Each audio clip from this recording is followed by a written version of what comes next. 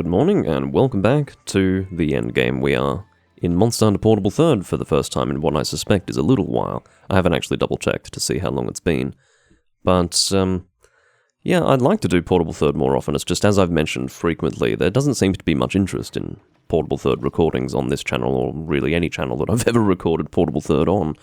So, and I don't really know why, I couldn't tell you, but, yeah, it does, I suppose, dissuade me from doing Portable Third at times, but I do love this game and enjoy playing it when I do sit down to record it, so here we are.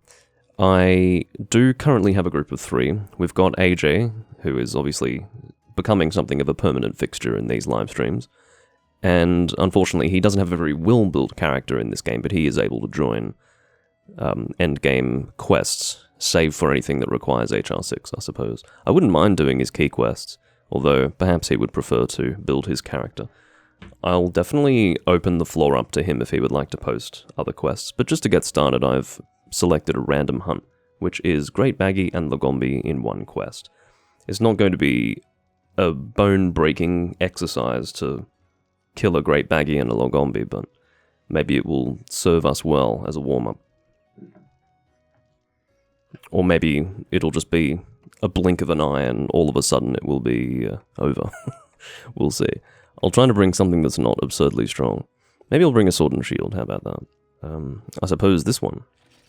Seeing as though this is what I use in conjunction with my gold falchion, which is my fire sword and shield. Again, continuing on with what I did in the previous live stream, I'll sort of be appearing on and off on the webcam. It looks like we've now got 4 people, which is good. Who is Miyu? I don't know who Miyu is, but it is indeed a prospective hunter. Let's post this quest on the board. I should double check to see where I'm likely to find it. It is a 7-star quest. I don't even know how many stars this is. 1, 2, 2, 4. I think that's 6 stars, right? Yeah, 6, 7. You know, I go based on HR, not star level, which is not unusual at all. I think you probably should go based on HR. 1 second. Okay. Now. Lagombi and Baggy. Elegy of blue and white.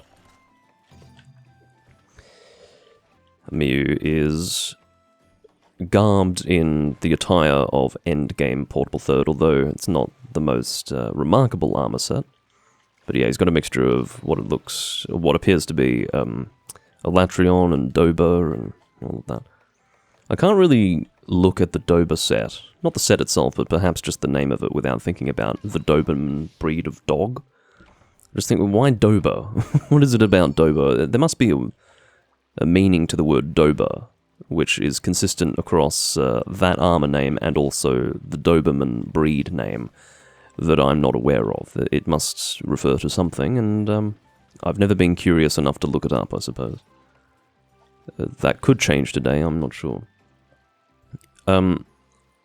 After this quest, I'm going to take a little bit of time to go through my armor sets, by the way. Because I had a request from a guy in my most recent live stream. I'm just going to check his name. Give me one moment. I'm going to try and not... Okay. 3 people. That is the sound of me speaking in the previous live stream. I apologize for that. The person in question was Emmanuel Reseya 6466. He said he would like for me to make a video showcasing my armor sets for the various Monster Hunter games. Now, I'm not going to make a special video for it, but I don't mind going through my armor sets specifically in these live streams that I do. I realized that I don't really take the time to do that very often, so I think maybe it would be a good idea. The only downside is that the team has to end up waiting a little while for me to do it, so maybe I'll do it in increments. Maybe I'll do the first page after this quest, and then the next page after the next quest. It keeps you coming back for more, as they say. Should I keep the chat visible? Probably not. Let's not even bother with that. I will go to More Settings, Enable Network Chat. And there you go. Or rather, disable in this case. Uncheck the Enable option. Well, I suppose one thing that I should do is pour my beverage. Port is the beverage of choice, as usual. Or it has been the norm over the last month or so for me. I haven't pulled this glass out in years, I don't think. This is a nice Waterford crystal glass. Actually, drinking out of this glass is nostalgic, in a weird way. Alright. I've got a Giggy sucking on me. He tried to have a second attempt, a second bite. I'm not allowing it. Alright, so as I suggested, this is probably not going to be a very lengthy hunt. We'll see how it goes. Great Baggy's in a little bit of a shoulder-charging mood. He does definitely get into moments or periods of time where he just only does the shoulder charge. Over and over and over again. It is probably the only thing that he can do that's really harmful to you. Oh, that was me. That was a strange habit. You know how I opened the menu at that point in my combo? That's because in Monster Hunter Tri, you actually have to hit plus, or start, in other words, in order to do your round slash. I've got absolutely no explanation for why I ended up doing that here in Portable Third. I haven't played Tri recently at all. Very weird. I do need to play that again, in much the same way as I lost my setup files for the PS2 games of Monster Hunter. I also lost all of my setup for Monster Hunter Tri. All of the saves are intact, but I just need to set it all up again, and it's a little bit annoying. In fact, I think it did set up Tri again. The only reason why I'd forgotten is because I did it very late one night. And, yeah, I never went back to it. But I think I set it up again a second time. I'll have to look into it. But in the event that I have set it up again, I should definitely play some whenever I can. I think AJ made a save in it recently. I know that he did in Monster Hunter DOS. Perhaps not Tri. But there's usually people to play with. I just have to try and align it with my personal availability. Because obviously it depends on... I would say it's mostly European people who are playing Monster Hunter Tri. Or at least that was the case when I was last playing a few months ago. Or a number of months ago now. It would probably be more accurate to say last year, actually. Yeah, I think November last year was probably the last time I played Monster Hunter Tri. But, yeah, I'd say that while there are a decent number of people playing, I do try to get into endgame rooms in Monster Hunter Tri, preferably rooms where people can join HR 51 quests. But sometimes that's a tall order. Sometimes you just have to settle for people doing basic high rank. As far as low rank rooms are concerned, no goddamn way, I'm not doing that. I think we've already got a limp, particularly because we've now got 4 people engaging the monster. If there were an invasion, I'd be happy to do it, it's just we don't have an invasion, unfortunately. Of another monster, that is.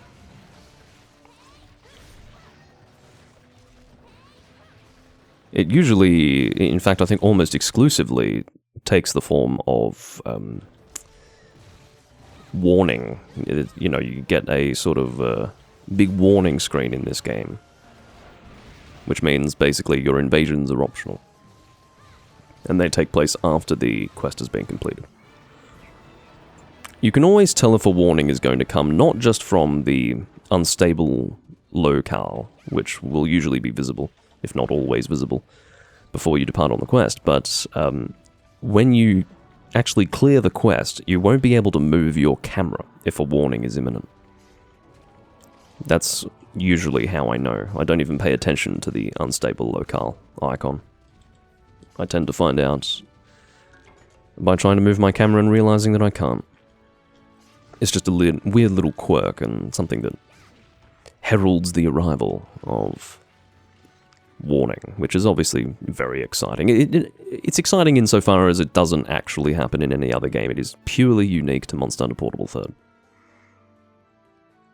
It makes me wonder, and I ask this in a sort of inquisitive sense, do Capcom implement things that are exclusive to a game knowingly? When they implement these things, do they say to themselves, alright, we're just going to do this for this game, see how it is? Or do they say, let's implement it, and then decide not to implement it in a future game? It's probably probably a case where they're open to implementing it again in future games, but, you know, they're not married to the idea. I don't know if that was a helpful rhetorical question, but anyway. I will check to see what our next quest is going to be. Oh, for God's sake. Sorry, my, Sony thought that it was a good idea to use micro USB for the DualShock 4 controller, so here I am, having it wiggle out of position because it's a fucking terrible connector. Oh, it looks like, Wine has already... Wine, by the way, is, the guy who just left the room. He has already gotten a quest for us. It is late evening party. It is Gold Rathian and Silver Rathalos. I don't think it's in an arena location, but yeah, it will be the two metal Raths together. Alright, so as I said I would, I'll show my first page of armor sets for Monster Hunter Portable 3rd. And I suppose the way that I'll approach it is I'll obviously tell you what the skills are and then explain why I'm using these particular skills on each armor set. Okay, so these are obviously connected. Let me just see if I'm blocking any of this. Alright, I'm not. So if my webcam were blocking any of this, I would have just turned myself off again, but that's fine. So this is general use. This is intended for use with weapons that I don't feel require specific skills to be used in conjunction with the weapon type. So that is specifically longsword, switch axe, can include dual blades, can include sword and shield, but it's mostly longsword and switch axe. I do have specific sets for sword and shield and dual blades in this game. But something that I always do in every Monster Hunter game is just have something for the basic weapons, the weapons that really, you just swing them around and win. And for me, that's longsword and switch axe. This is high-grade earplugs focused. The way in which these two sets differ is that one of them has sharpness +1 and the other does not. So you don't really want to be using a sharpness +1 set if you're using a weapon that has maximum sharpness. For example, a Elatrion weapon, or an Elatrion weapon. That's a good example of a weapon where it would be frustrating to have a useless skill. So you can see that the sets are identical except for that. I've replaced sharpness +1 with razor sharp in the case of my second set that does not have sharpness +1. So my reason for using high-grade earplugs is probably primarily convenience. It's not just some sort of calculation whereby I decide, oh, I'm going to have higher DPS, and so it's best to have high-grade earplugs. I mean, I'm sure an argument could be made for that, but I just enjoy being able to stay in the flow of the fight and not be interrupted by roars, so high-grade earplugs it is. Some people will be a little more anal retentive about this and create an earplug set and a high-grade earplug set, and then just choose according to whatever monster they're fighting, but I don't really bother with that. I have very general use loadouts like this for longsword and switch axe, whereby I don't even have to think about it. I just go, well, I'm going to be resistant to the roar, so here you go. And then obviously part breaker, critical eye +1, those are good skills to have in conjunction with a weapon that you just swing around and win. Greatsword is pretty standard. I might have to warn these people that I will BRB 2 minutes. I'm going to say 2 minutes, just to at least warn that I'm not going to be in the room for a little bit. Greatsword, again, one without sharpness +1 and one with sharpness +1. I have over time become more and more attached to using the sharpness +1 loadout. This one, in some cases, will do more damage, certainly in the case of Elatrion Revolution, because, same as before, Elatrion weapons do have maximum sharpness. In the case of this, it has critical draw. This set, I was not able to get critical draw with sharpness +1. Detect is very much an extra skill slapped on here. Occasionally, you will have a skill that you can get, not one that you intend to get, but just with the mixed pieces that you've already arranged. You can just get an extra skill, and that is what Detect is for this armor set. It's definitely not a calculated decision for me to have that skill. Focus is fairly obvious as to why I would be using that. It's Greatsword specific, lets you charge faster, very important for DPS with the Greatsword. High-grade earplugs, also hopefully quite clear and self-explanatory.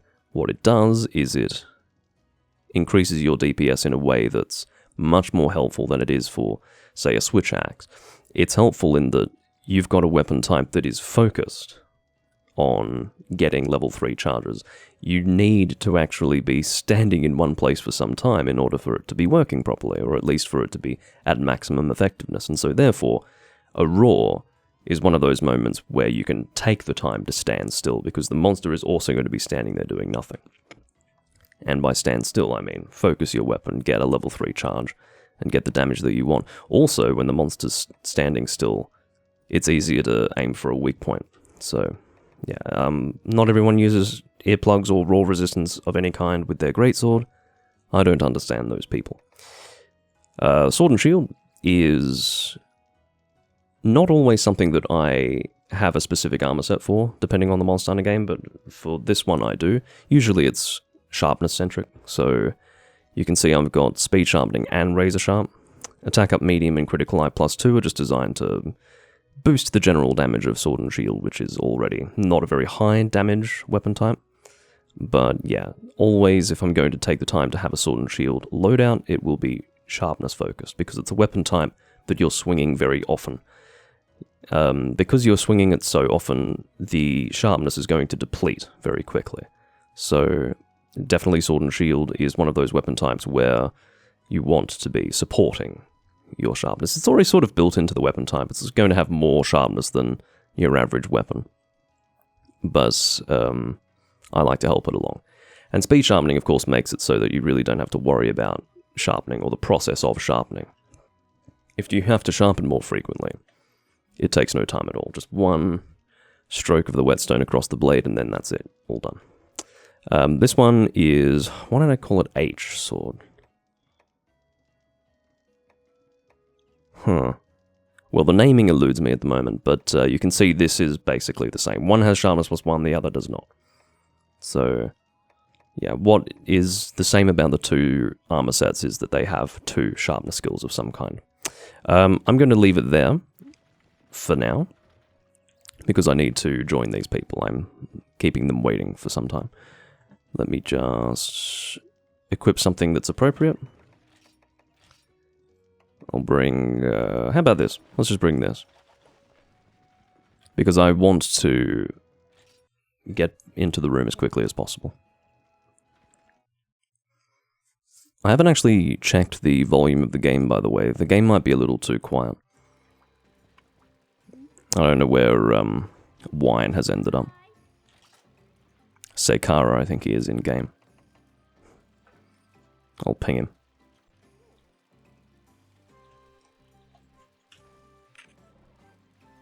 Just to make sure. Alright. I suspect it would be located in here. If not, it might be an event quest. There we are. Late evening party. Alright. He is still playing. I just wasn't sure. If he's not in the room, I have no way of knowing. But yeah, it turns out even doing one single page of my armor sets in this game, that was 1 of 5, and I can probably take 10 minutes per page by the looks of it, so... yeah, maybe keeping a group waiting is problematic. The only reason why I didn't do it first thing is because it would be a bit awkward to go through the whole showcasing process only to then have no one to play with, and then I'd have to cancel the live stream. That was the meaning behind what I did. Also, I didn't say hello, Davida. Welcome.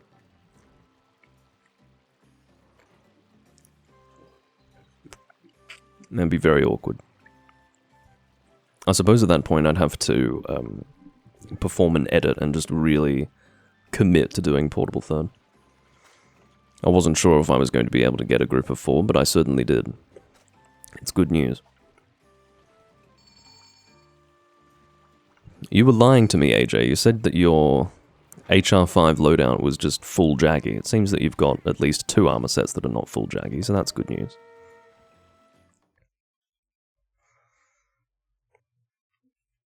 Let me know if you do have any quests that you'd like to do other than key quests, or perhaps even including key quests.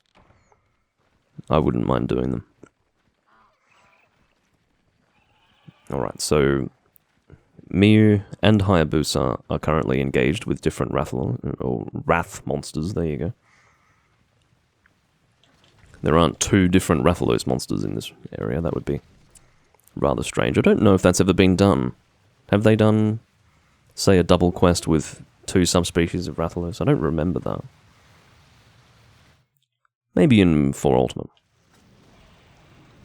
We'll start off with Gold Rathian. I don't know if Hayabusa, and by Hayabusa I am only using that name because it'll be confusing if I call him AJ, probably.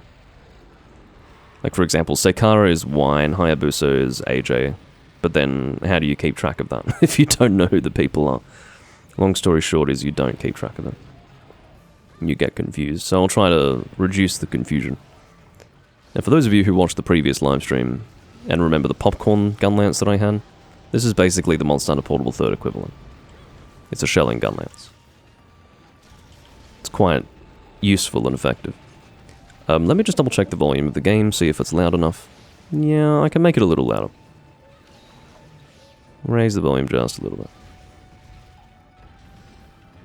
I'll take it up to 21, that's good. Now, one thing that I have just noticed, like just now, is that the game is cut off slightly. I shouldn't be making these changes in the middle of a fight, but I am. I'm not exactly making myself useful in any way, but...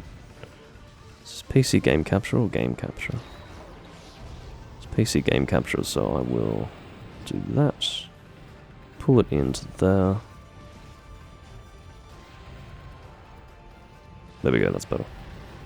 Much better. Apologies. Just had to take a moment. I don't really know why it was cut off like that, but it's fixed now.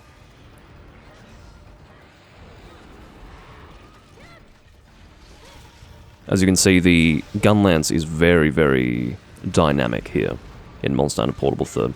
The significance of that is that the game to have gun lance before this one was Freedom Unite. The difference between Portable 3rd gun lance and Freedom Unite gun lance is incredible. It's really quite a big deal. The way that you can just go straight into a charge shot while unsheathing your weapon for an attack, in terms of dynamism, it's completely incomparable to Monster Hunter Freedom Unite. Sorry, Mia. Yeah, Portable 3rd looks great. And I would say that in terms of the appearance of this monster, this is the best Gold Rathian ever looked. She's got a sort of... she really does look gold here. Or at least maybe a sort of deep gold color. It's very orangey gold. I like it. And then of course you've got first and second generation where rather than Gold Rathian it would be more appropriate to say Yellow Rathian. Piss yellow monster.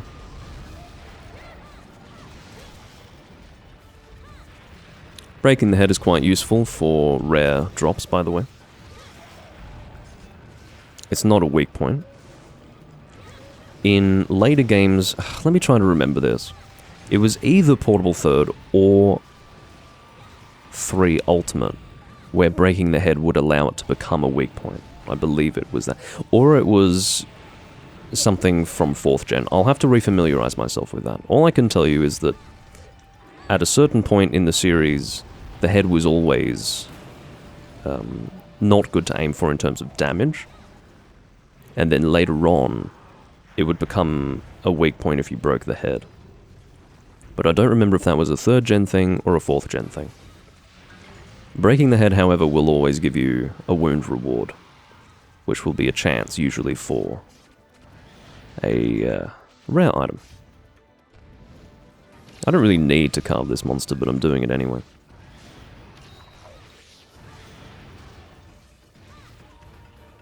You can see that the light catches very effectively on Silver Rathalos there. I mean, maybe you didn't see, but I noticed it just moments ago.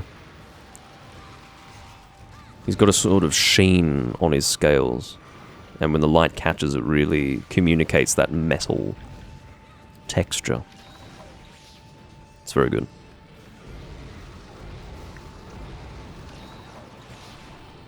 Okay, glad I didn't go for a Wyvern Fire though. I'll have to choose my moment carefully. When your gun lance is charging up, in other words with the bamboo gun lance, when it's charging up, the bamboo is sort of frayed at the end. Or broken, split we could say.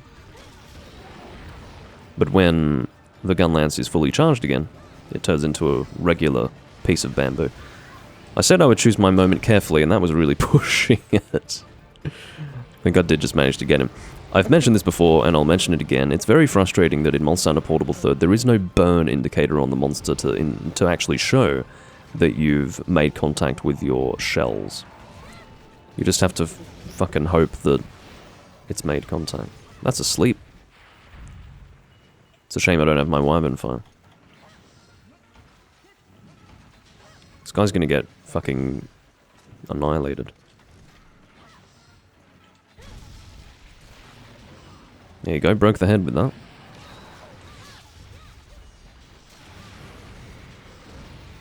Now, of course, because this is a shelling-focused gun lance, you're not really going to see me thrusting into the monster very much. Thank God for that, because that'd be bestiality. No. Basically, you really don't want to be using it to physically hit the monster, because then you'll just be depleting your sharpness needlessly, and there's every likelihood that your sharpness is already kind of poor and will cause you to bounce. It's not going to be a happy time for anyone. Speaking of people not having a happy time, I'd say this Silver Rathalos falls into that category. Because he's dead, and he died in short order. Of course, it's a double quest, so they have reduced health, but yeah, we've obviously got a very strong team. We've got Miu using the Zenoga Lance, and you have to keep in mind that this is Zenoga's first game, so his weapons are really strong in this game compared to other monster weapons. So I would say the strongest weapons that you can get in this game, irrespective of monster weakness, are the Elatrion and Zenoga weapons. They're almost equivalent in usefulness, because they've got wide sharpness if you get sharpness +1, and they've got very high raw as well. Not to the extent where they would be equivalent to that of a raw weapon, like a weapon that didn't have an element or a status. But the raw damage in conjunction with sharpness that they provide usually makes them better to actually equip than something that would be elementally appropriate for the monster you're fighting. So, yeah, it can be a little annoying. Alright, didn't get anything of real interest though. Or at least no rare items. Recoil 5, Evasion 5, that's an okay talisman, I'll take that. This one I will sell.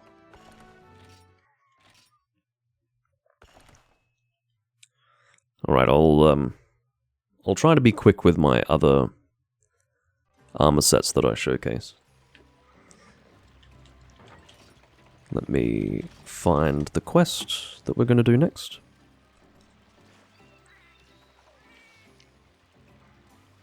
It is Argnoctor. Sounds like fun. I'll either bring a dragon weapon or a water weapon. But just for now, I will go through my next armor sets on page 1. So, I keep going to the wrong section. This is actually a third Sword and Shield set. This is for Divine Exodus. Now, the entire purpose behind this set is to make Divine Exodus, which is a very, very high dragon element Sword and Shield, stronger in the raw damage sense. I've given it attack up large, critical eye +2, and sharpness +1. I just wanted to have as much raw damage as possible, and then that way, it's not just purely reliant on the dragon damage. In fact, I will use it against the upcoming monster, because why not? It's a very cool weapon. You can see that defaultly it only has 95 attack, which is not great. But it does have 72 dragon, which is a lot of dragon. I think even with this armor set that I'm using, it's not. not a great weapon. It's good. It will deal damage, but it's not amazing. This is my dual blade set.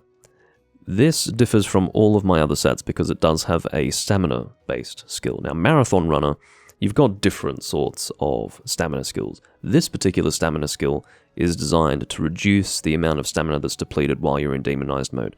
It's not going to affect your evasion, but it will affect the depletion that is constant. So that's what Marathon Runner does. It affects actions that deplete your stamina over time, rather than, say, a roll, which will immediately deplete X amount of stamina when you perform the action.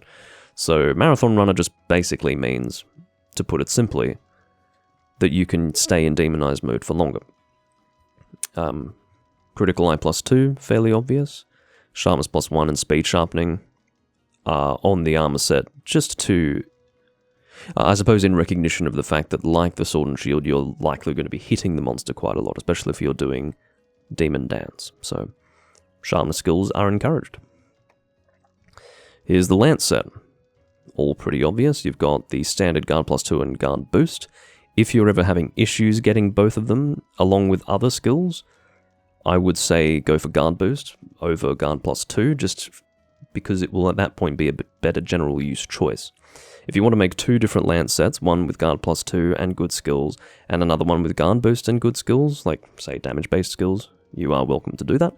But if you want to be like me and be a little more lazy, and honestly, I wouldn't even put it down to laziness, it's more like I have a limited number of armor set slots, so I'm trying to be economical. I just put it all on the one set. That's not an issue in this game. Other games it can be problematic, but in this game, no.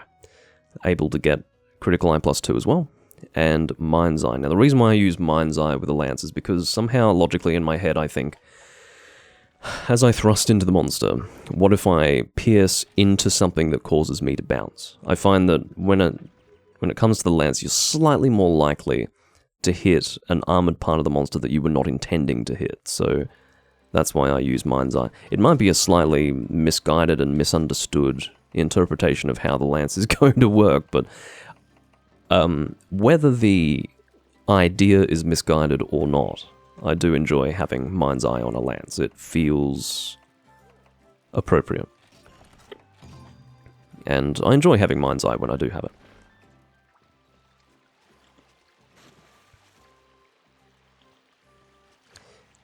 Alrighty, I might actually eat for this one. Well, not eat, but drink, rather. And I'm feeling a little bit parched, so once I depart on this quest, I will go and get a drink of water. It's worth mentioning that the reason why I'm using a dragon weapon against this monster is because he is indeed secondarily weak to dragon, in some cases primarily weak to dragon. It's definitely not a good idea to use this Sword and Shield against anything that is not particularly weak to dragon element, because then you'd be doing fuck all in terms of damage. Most of the damage that this thing does is indeed dragon damage, so...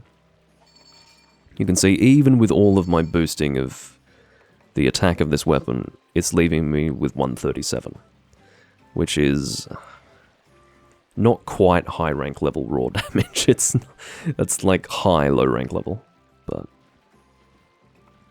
oh well. What does make up for it is this chunk of white sharpness that you see here. That's very useful. Probably more useful than attack up large, to be honest. But I suppose attack up large and sharpness +1 working together is very useful. But yeah, if it were, let me rephrase that, if this were my intention, or rather, if it were my intention to boost the damage of this Sword and Shield, sharpness +1 is essential. Furthermore, it probably wouldn't be worth it if I didn't get white sharpness. Hello, Way Gaming.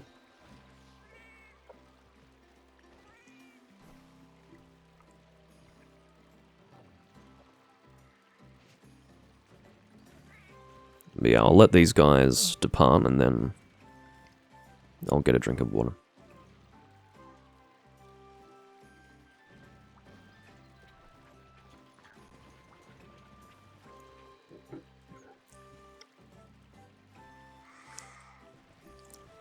Kushala is in the Discord chat, typing, despite having announced that he was sleeping like 30 minutes ago.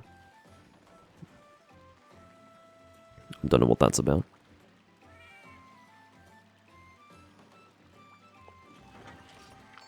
The irony is that I would have been able to go and get a drink of water in this time that Seikara has taken to get ready, but yeah. I suppose I just want to make sure that these guys have a quest to engage with instead of just waiting for me.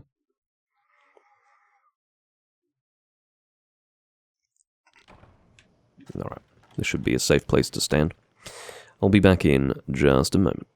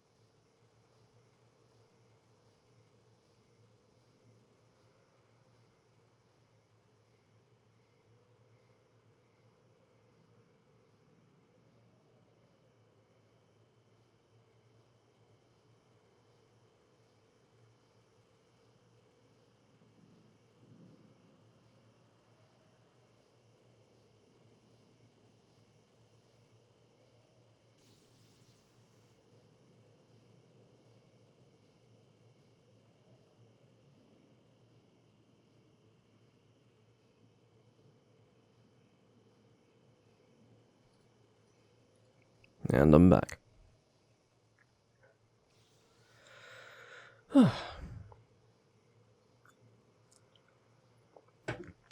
So we did have just one Agnaktor, like a single Agnaktor quest that is, selected for the random hunt. But I thought it would be more fun to do two. So let's do that. Again, this is a very cool weapon. This is one of the ancient weapons that you get in 3rd gen. And you have to love the design. It's freaking awesome. Looks like you've already been paintballed, so I will move on to the Agnaktor that everyone else is fighting.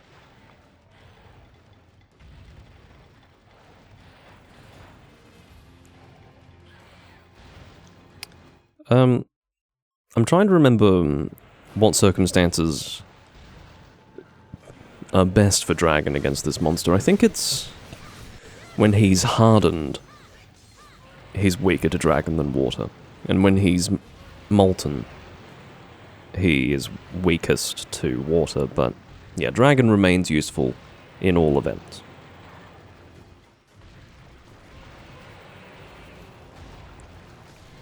As does water, I think. Broken one piece of him, though.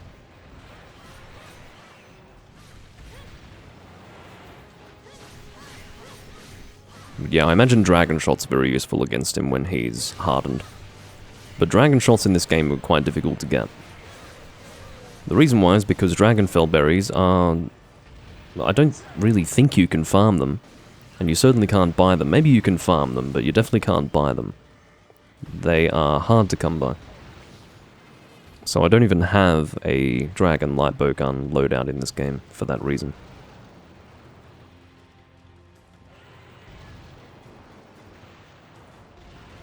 It was probably their first way of dealing with Dragon Shots being a little bit too strong.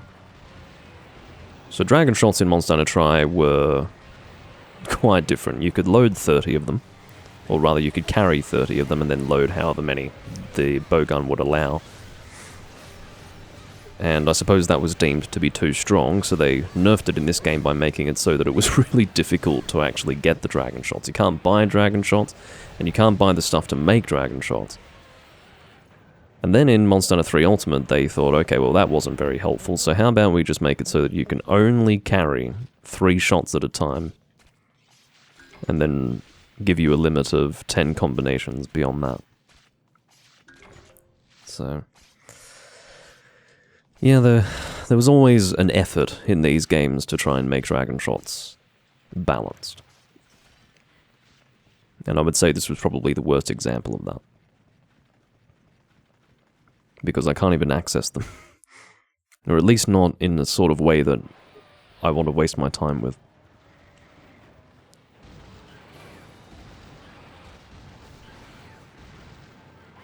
Come on. Edge into there. Never mind, you're digging anyway. Of course, whenever Agnaktor walks into lava, he will soften. But didn't really need him to do that this time.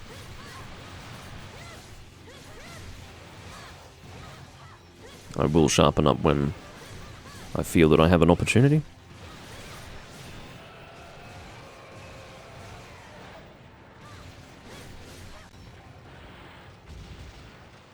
How about now?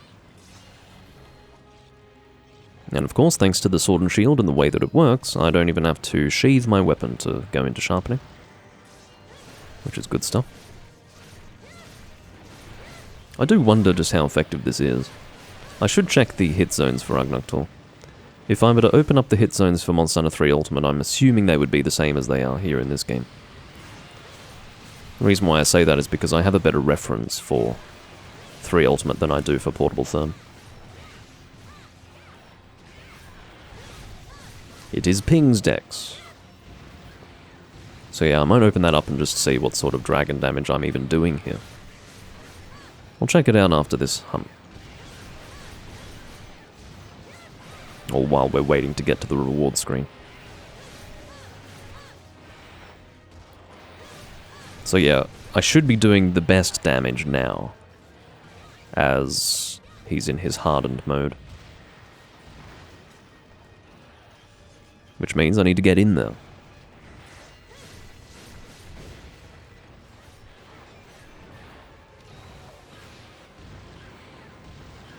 I'm also not the only one using dragon damage by the looks of it.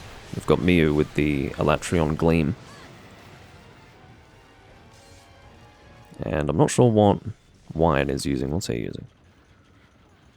Oh, he's using Raw Sword and Shield. Okay. That is the Sand Barrioth Sword and Shield.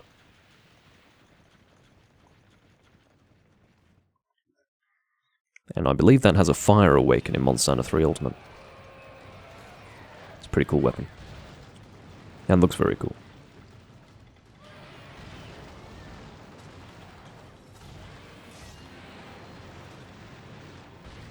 While you're swimming around enjoying yourself, I will sharpen up my weapon.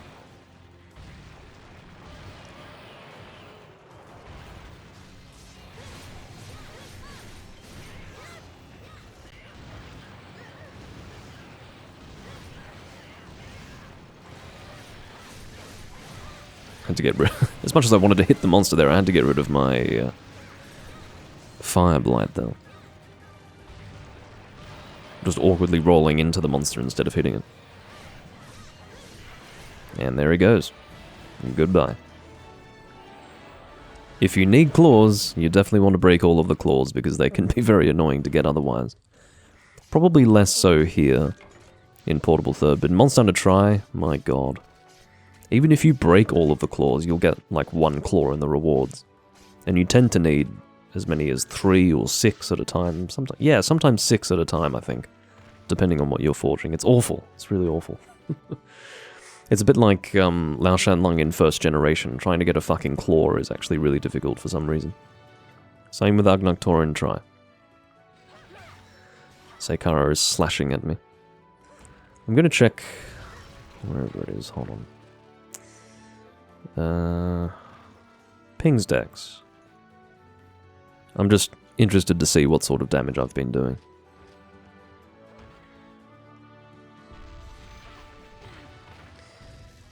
Monster. Agnaktor. Weakness. Okay, it was the opposite to what I said. So, if the lava is cool, you do no dragon damage at all. I'm glad I double-checked this because, yeah, I had managed to... Aha! This is also very important information. If he is molten or broken, it's considered the same. I thought that his cooling, whether the part was broken or not, would be treated as his cooling weakness. It's not true. Hot and broken, or in other words, molten and broken, are treated as the same. That's very good to know. And indeed, dragon is the primary weakness at that point. Water remains consistently effective regardless, so I would say that water is the better choice. But you could argue that if you're not going to hit the monster when he's hard, then you may as well use dragon, because it deals just a little bit more damage. Particularly on the body, by the looks of it. It's a difference of 10.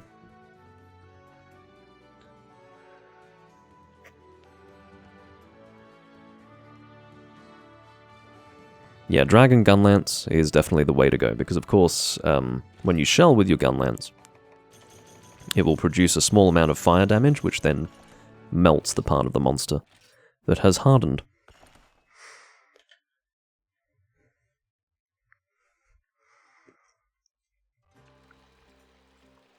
But yeah, that's funny. I had misremembered that. I'd swapped it in my head. This is why it's very important to not just go based on your memory.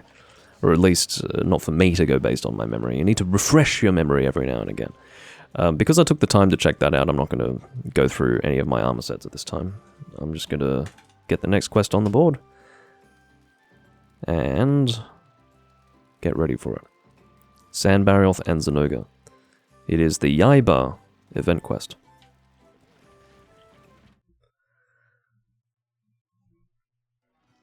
Hopefully it's not an arena fight.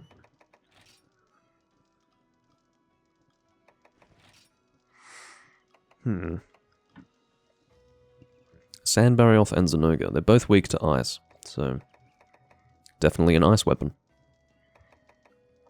Might bring a hunting horn just to be weird. Unless, of course, Wine brings one. In which case that would be awkward. I saw that he brought a hunting horn somewhat recently.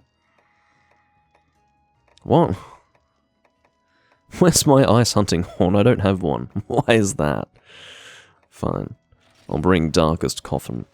Even though this is a pretty obvious quest to be using an ice weapon on. Fine.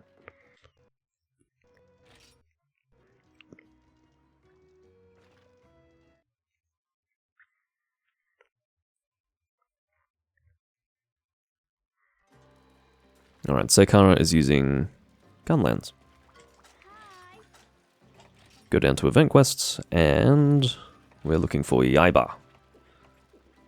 There we go. Oh. Where's the location? Arena, damn it. So that means they're probably going to be in the area at the same time. Smoke bombs? I think we should do smoke bombs. And I'm definitely the right person to be doing the smoking, because I'm already playing support with my songs, so definitely happy with that. I'll let the team know.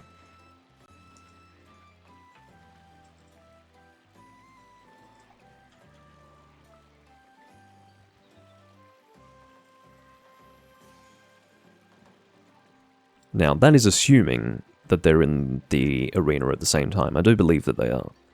I'm pretty certain of that. If it were one at a time, that would be a very basic quest.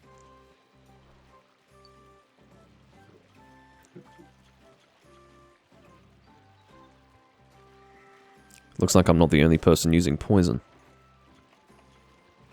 Evasion +2 on a Gunlance, that's fun. The only reason why I don't think that's a good idea is because Gunlance is one of those weapon types where you end up getting sort of stuck in the animations of the thing. It's not a weapon where you usually can just evade whenever you want. Do you know what I mean? Like, whenever you're swinging it, or shooting it, You're often stuck in an animation in a way that you wouldn't be with a sword and shield, for example. Sword and shield would be the best example of a weapon that's good to use with evasion. Longsword as well. Longsword, switch axe, sword and shield. These are weapons where you don't tend to get stuck in animations. Unless, of course, you're being overzealous with spirit combo. Alright, let's see what we got. It's one at a time, what the fuck? That's ridiculous. Maybe it's timed? Maybe the other guy appears after I don't know, what the fuck? I was almost certain that it was going to be both at the same time. That's ridiculous. Alright, I need to familiarize myself with the songs. Hold on. Equipment detail. Alright. Is it in this order? I hope it's in this order. It's not. Let's try that again.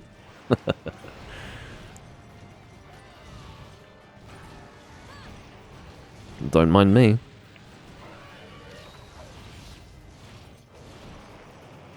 I'll get hearing protection as well. Alright, fine. I'll stop playing my music. It's obviously... No, we don't need more smoke bombs. Unless, of course, it is timed and we're going to get a Zenoga dropping in here soon. I'm not even going to bother. I think we're fine. If we've got the time available to us to... Oh, I got that wrong.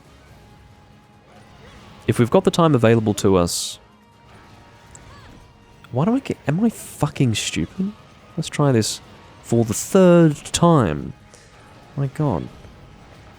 Anyway, if we're being given the opportunity to attack this monster for this long before the Zenoga arrives, I really don't see a need for smoke bombs. So... Yeah, really. Smoke bombs when you don't need them are honestly fucking annoying. I'd like to make that clear.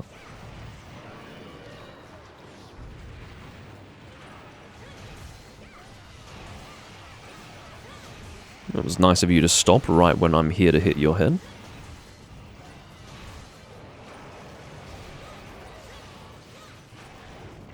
I believe I encored that hearing protection. I hope I did. I meant to, if I didn't do it.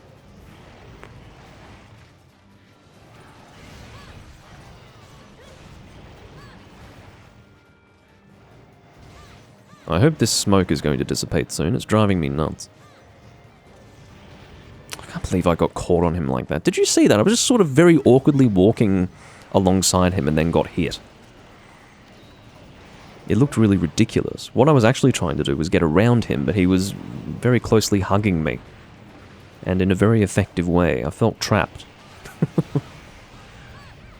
Which is very silly, but anyway. What are you pinging for, Sekara? We don't need smoke bombs, stop it!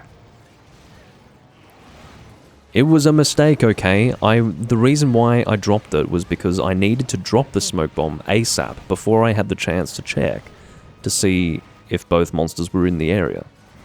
That's why I dropped it. It didn't occur to me that this would be one at a time, because that just makes the fact that it's an arena quest totally pointless.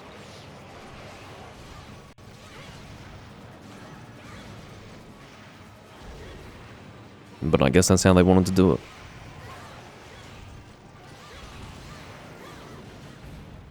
I've probably lost my previous KO build-up now.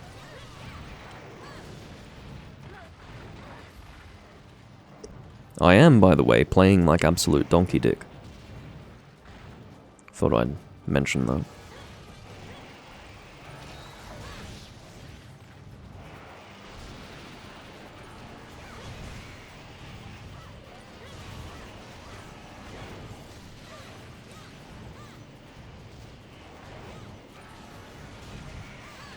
Would like to break that other wing.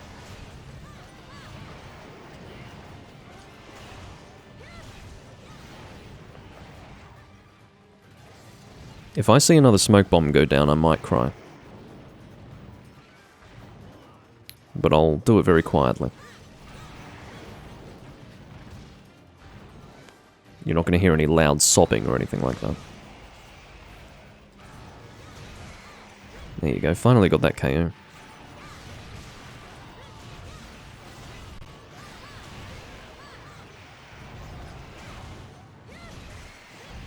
Nicely done. That was a cool way to kill him as well.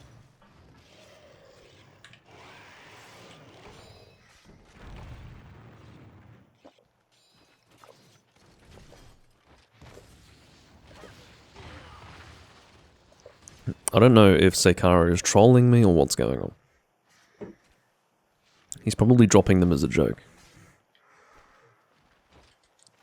Something along the lines of, "Hey, you want smoke bombs? Here, have some smoke bombs." To which I respond with, "Shut up."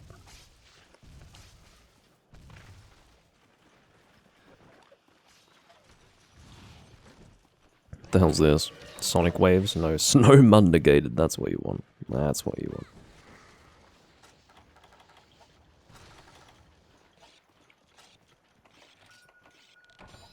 Honestly, I'd rather you just gave me your smoke bombs rather than wasted them in the quest as a joke. I only have 40 of them. I'd like more. Yeah, I'm going to sharpen up, I think. I believe I start at white. No, I don't. Okay. I'll sharpen up anyway. I've only got a small sliver of blue.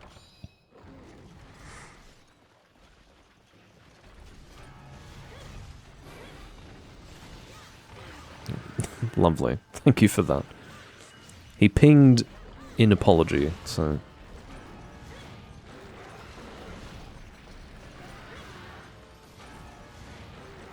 I just realized that I did forget to replay my attack song during the previous fight. I was a bit distracted by other things. Probably the smoke bomb.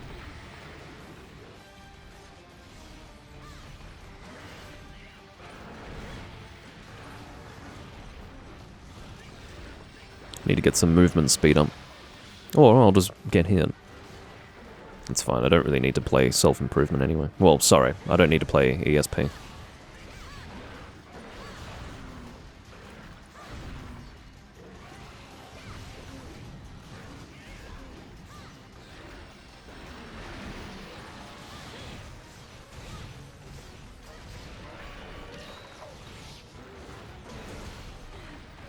That would have been a pretty effective hit on his head just there.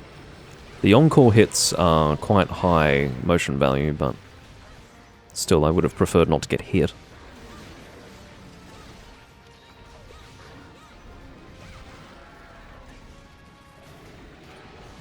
I'm trying to get the second level of earplugs ready. Naturally, the first level of the song is small intensity, and then it goes up to large when you encore it. Or if you play it a second time.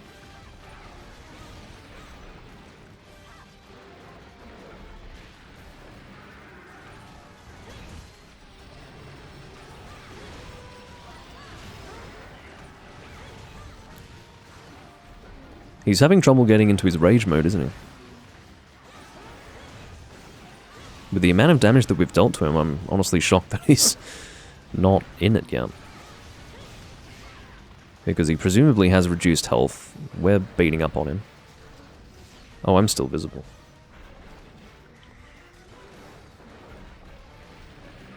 Yeah, we're beating up on him and all of this.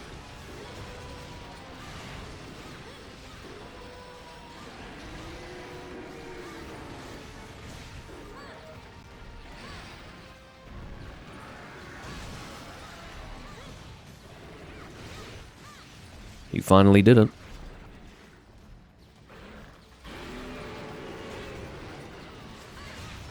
But I don't think he's going to last much longer, honestly.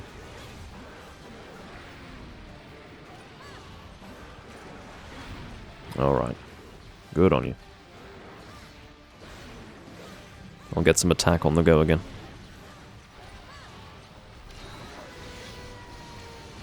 Hopefully I'm safe doing this. God, against all the odds, really.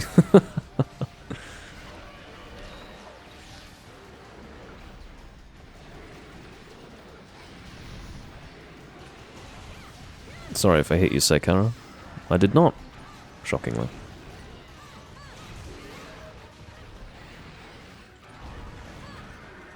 I'm not going to pick up the shiny because that's just going to be a potion. But you should always pick up shinies because you never know when you might get a Jasper.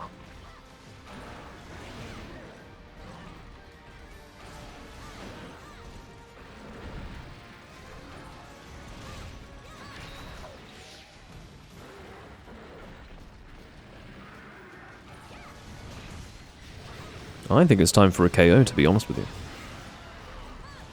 Well, not time as in I've built up enough KO to do it. Time as in I would like that to happen now. I haven't been diligent enough with hitting the head.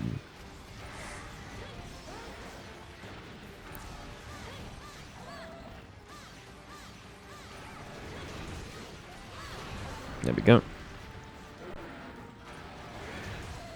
And we didn't really get to enjoy the KO for very long. It's a nasty way to go for Mr. Zenoga. Again, I'm surprised that that was only a one-at-a-time monster quest. There's only 2 of them. Why is it being done one at a time? Are double arena quests considered too difficult by Portable Third standards? As in, you know, simultaneous double arena quest?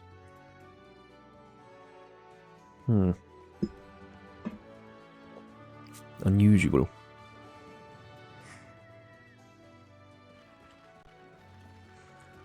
I'll pick up the shiny for fun. Give myself an extra mega potion.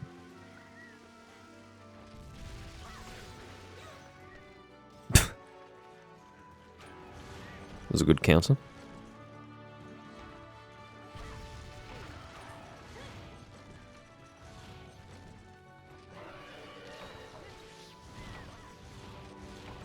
Let me play my music.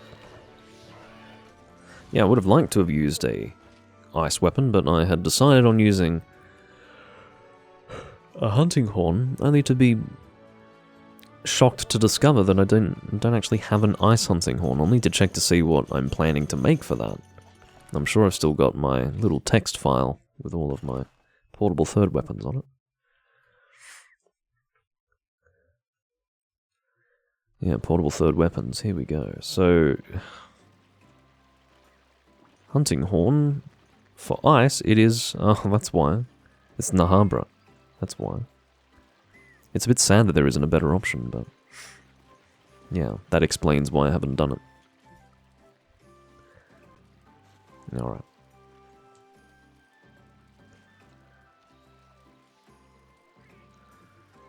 Alright, gonna ask Wine to reroll. Because what we ended up getting was a quest that I've already rolled before. So.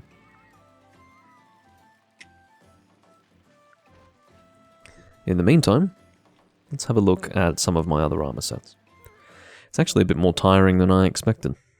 Maybe it is worth its own video rather than trying to shoehorn it into a live stream. It takes a long time. Alright, this is Gunland, so Artillery King, that is your plus 15 skill for shelling.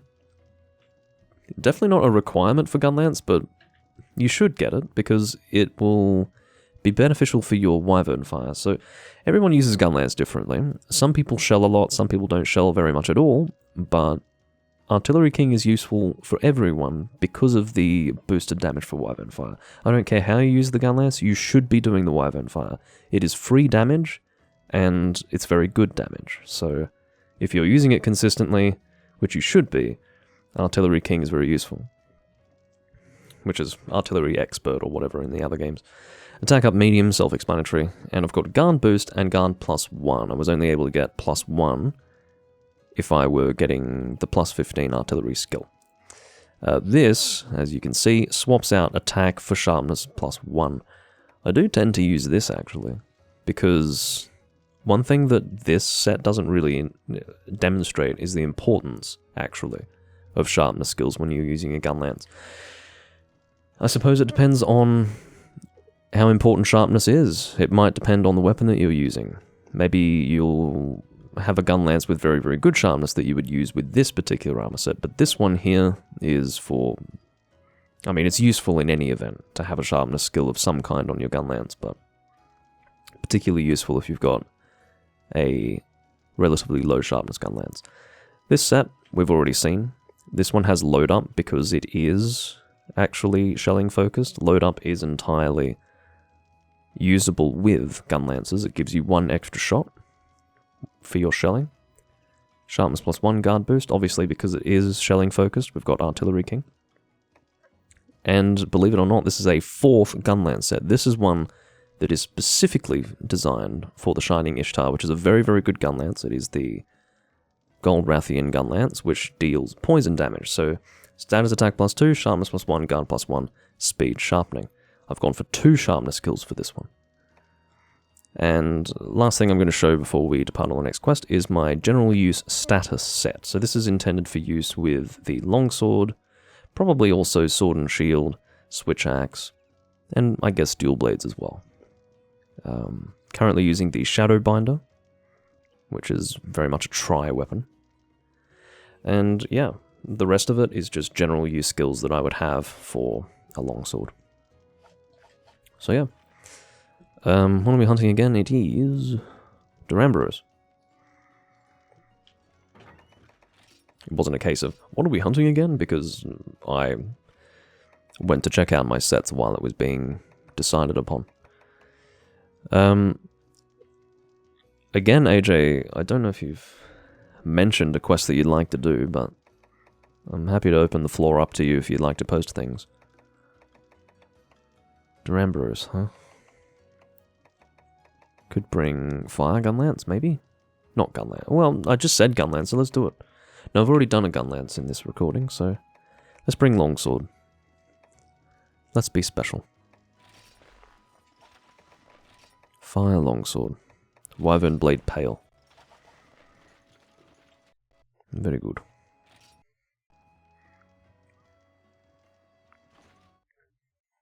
So yeah, as I said, this is sort of my general use melee loadout. Anything that I can use a Cantor with, I'm always happy to take advantage of. Because I just like the look of a Cantor. It's just a standard Duramboros hunt, so I think that's this section. It is not. Here we go. Let's do this. It's more fun. And if anyone has set themselves up with a fire weapon, that will still be useful against Nagakuga. His primary weakness was Made Thunder, but he's still weak to fire as a secondary. So yeah, again, what was rolled was just single Duramboros, but as long as it includes Duramboros, I don't mind doing it. In fact, I prefer to do a quest that might take a little bit longer. Mio is using the Mighty Plegis, which is a, I think, paralysis gun lance. Sorry, a paralysis lance. With no sharpness +1, I have a feeling that that is a relatively low sharpness lance, but I could be wrong.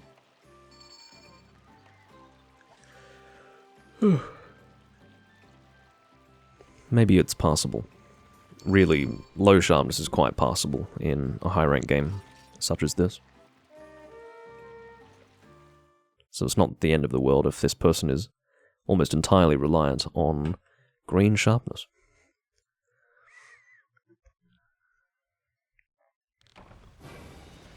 Well, seeing as though you're right here, I guess we'll start with you. There's the lovely high-grade earplugs at work. Oh, okay. Ruined my flow a little bit, though.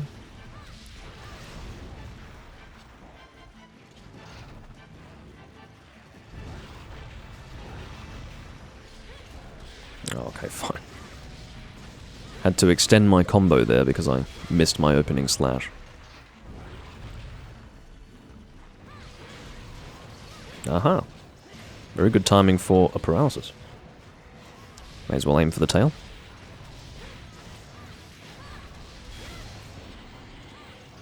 It seems that Nagakuga will be our warm-up for the main event, which is Duramboros.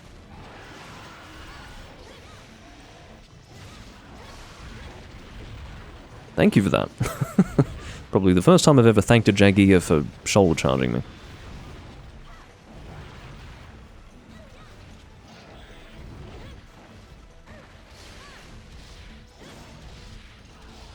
Am I able to do this without getting hit? The answer is yes. Although I was uncertain.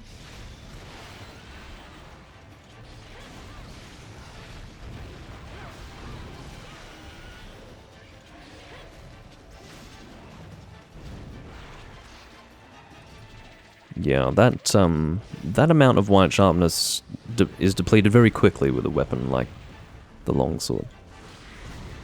I'll continue using this until I get to, or rather I will stick with this sharpness level until it drops one more time, and then I will sharpen up.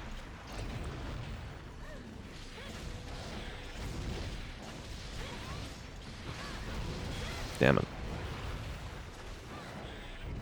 Almost looked like I got counterattacked, didn't it? Not the best timing.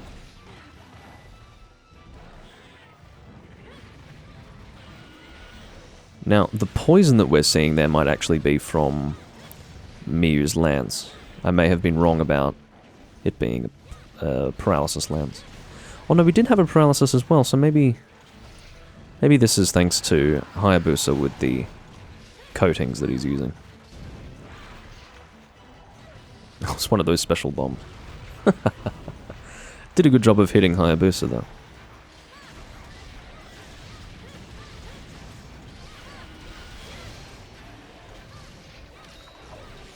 And we've got a limb.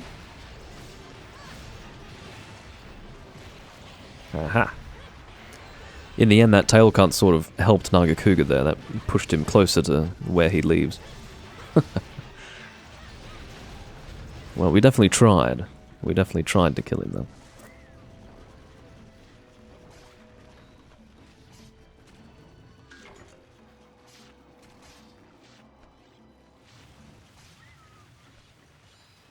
Now, I believe the difficult drop in this game for Nagakuga is Nagakuga Marrow. It's a rarity 5 drop, and it can be annoying. It takes a little while to get, particularly if you need multiple.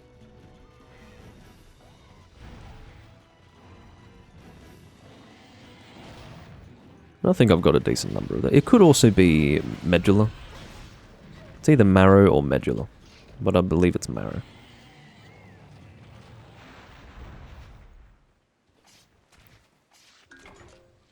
More of a reward than a carve, if I remember correctly. But I think you can still get it as a carve. I definitely need to replenish my whetstones. Whenever I'm below 10 whetstones, I feel vulnerable.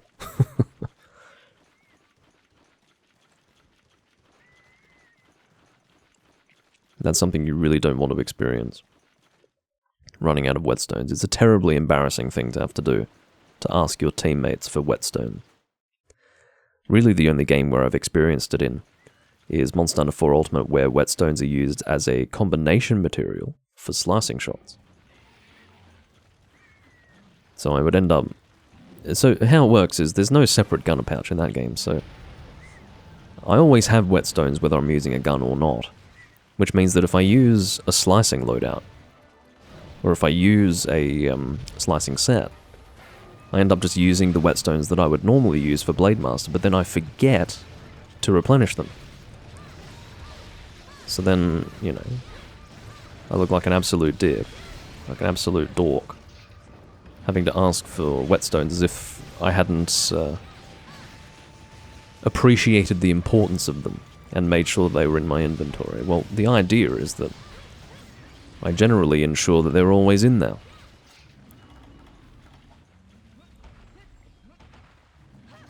But anyway. There we go. I'm not sure how Miyu detonated those. I think that was done in the correct way. As long as he didn't hit the monster, that's what's important.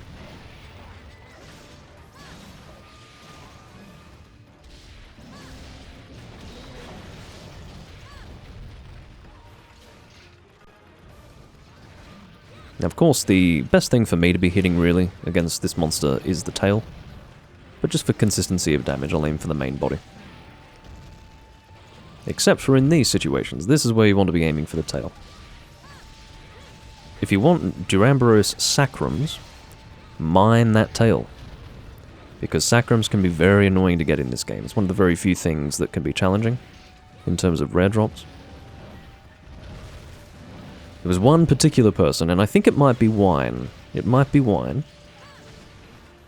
But, who, by the way, is Seikara here.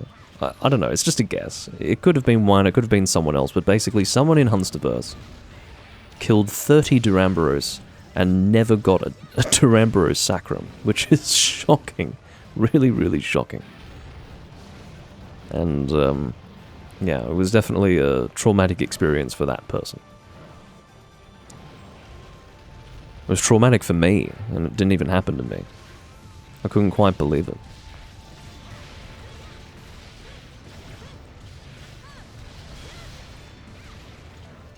You could see there was some pretty beautiful hit lag, though, on that hump. Unsurprisingly, he didn't last very long after we just absolutely unloaded on his hump. Which is a very funny phrase, which should be put on a shirt immediately. We unloaded on his hump.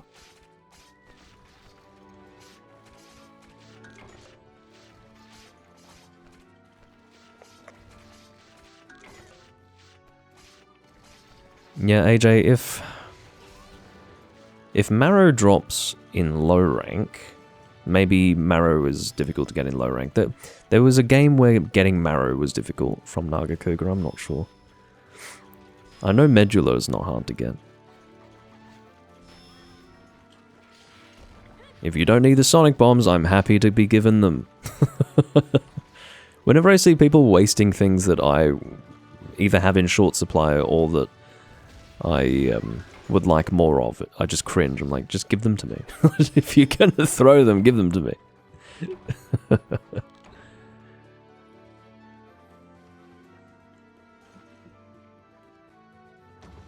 Oh god. Accidentally opened Sony Vegas. Stop it. I hate accidentally opening things. Do you ever do that? You just click the entirely wrong thing on your taskbar. I do that more often than I should. Come on.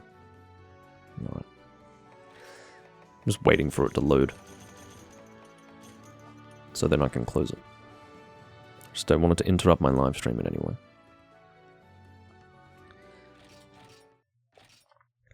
Alright. What are we doing next?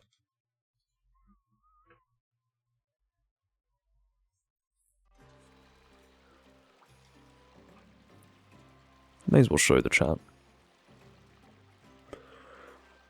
I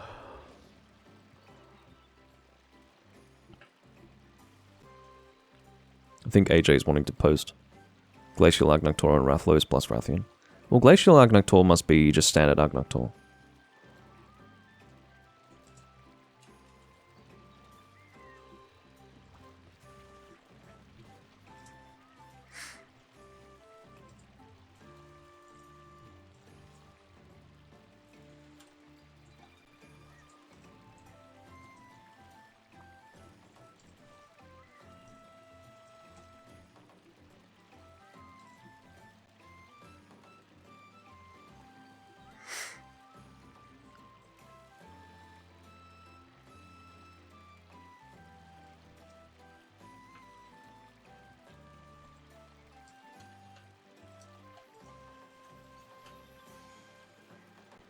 Oh, he already did regular Agnaktor. Well, that's unusual.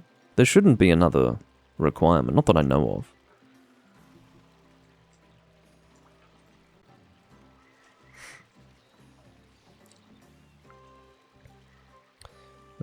And then Rathalos and Rathian. I think that one has a separate requirement. But as for Glacial Agnaktor, you should, any subspecies quest should just unlock when you kill the main one. So... Oh.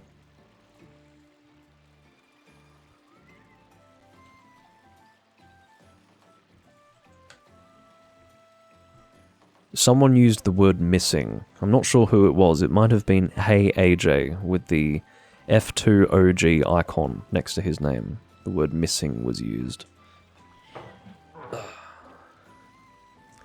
Which generally means it is not there. But anyway. Alright, let's do Glacial Lagnaktor then. Uh-oh, we've got a hall sniper.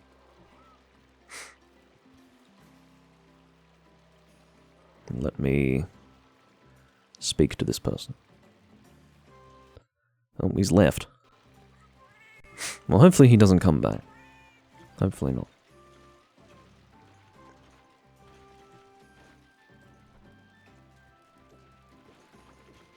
Alright.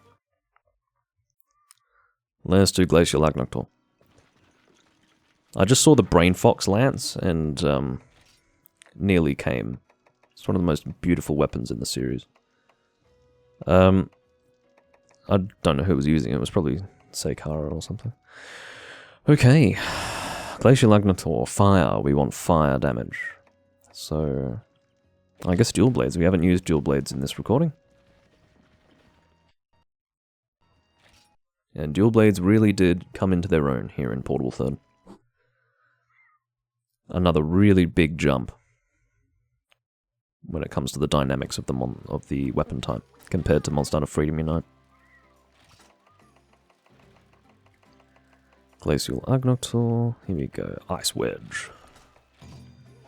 There should only be one that I'm aware of. Oh no. Maybe I very briefly saw that lance and thought it was the Brain Fox gun lance. That's fucking funny. I got a flash of the Brain Fox gun lance though. I don't think it's in this game, in fact. I think it's only in Tri and the Japanese version of 3 Ultimate. So, well, the Japanese version of Tri and the Japanese version of 3 Ultimate, I should say.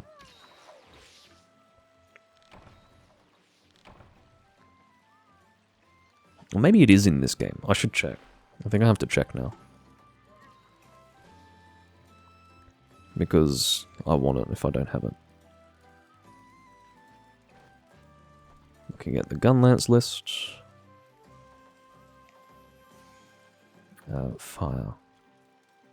Yeah, not seeing it. It would be a fire gun lance. Sorry, it's a lance, not a gun lance. It just has the appearance of a gun lance.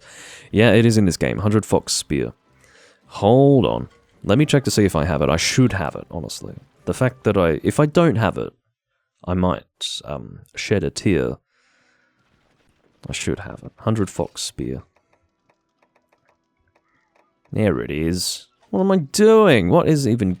Like, how could it cross my mind for so much as a nanosecond that I would fight a monster that's weak to fire without using this absolutely amazing weapon? Oh, look at that. Come on. Come on. If that doesn't make you weak in the knees, you probably have a visual impairment. Like, that's just... Oh. In my opinion, much, much nicer than the coloration they went with for Monster Hunter Tri. In the West. Much, much better. Look at... Oh. Oh. Alright. Let's get Glacial Lagnaktor on the board.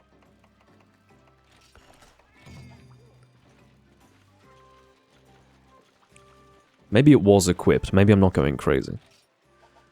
But I've got it equipped now. Have I already had a drink? Yes, I have. I've got Moxie. It's like... This is like a really, really... I don't know if palatial's the word. I think that can only refer to architecture. But anyway, it's got a very gilded and almost aristocratic look. Especially next to Hayabusa's gun lance. It's a bit different. Alright. Let's go.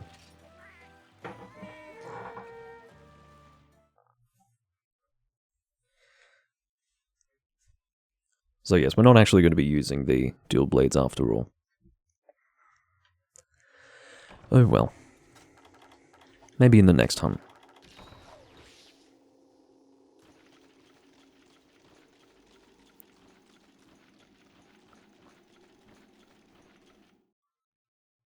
I think much of the reason why I love this weapon is because I'm so used to the coloration. This is a tiny Agnator. Look at him. He's a baby. Little baby. But yeah, I'm so used to the coloration from Monster Hunter Tri that this looks particularly beautiful to my eyes.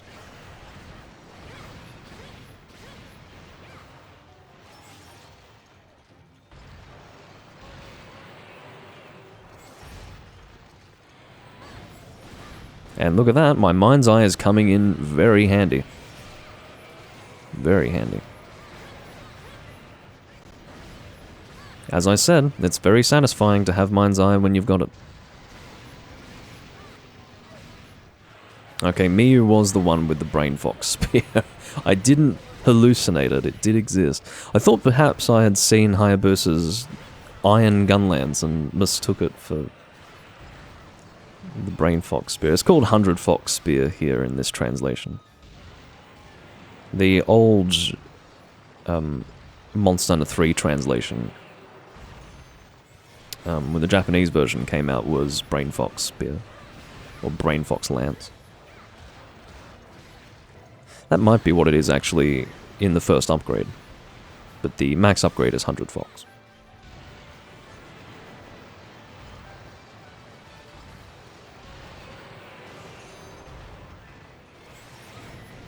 I believe it's from some other series, although I don't know what series that is.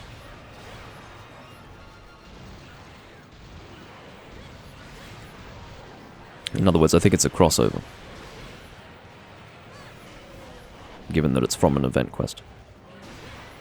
It's usually a safe assumption.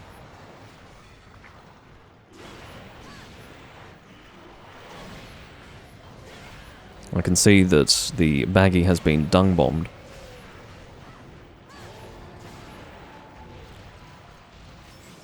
If we attacked him, I don't think he would last very long, but I suppose dung bomb's a little easier.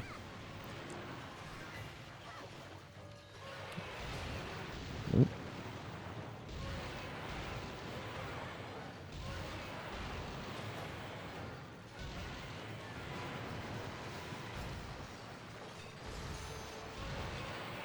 I'm staying out of the tremor range and then getting in. If you ever see me do that with Agnator, that's the reason why. Well, I always do it, but what I mean is that you may not notice it, but if you do notice it, that's why. It's because if you get in really close with Agnator coming out, you'll be stuck there getting hit with tremor, so it ends up being better to just stand back a little.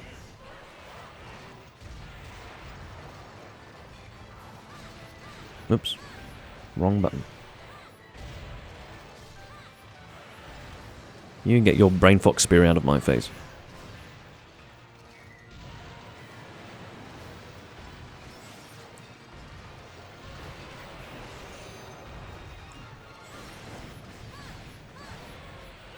I haven't actually checked to see if Glacial Agnator is weak to Dragon in any sort of way. I don't believe he is. At least not in the same sort of way that standard Agnator is. I believe it's just fire. If you're using anything other than fire in terms of element, you're doing it wrong. When it comes to Glacial Agnator, that's my memory, but again, I was a little wrong about dragon damage with Agnator before. So maybe I should make sure that I'm right about this.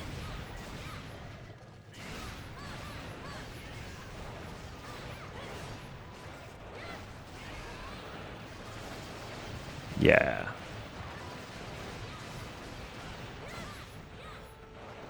That'd be quite disappointing if Miyu and I both charging this monster with the same lance still failed to kill it. Oh well. It would have been a cool way to dispatch the monster.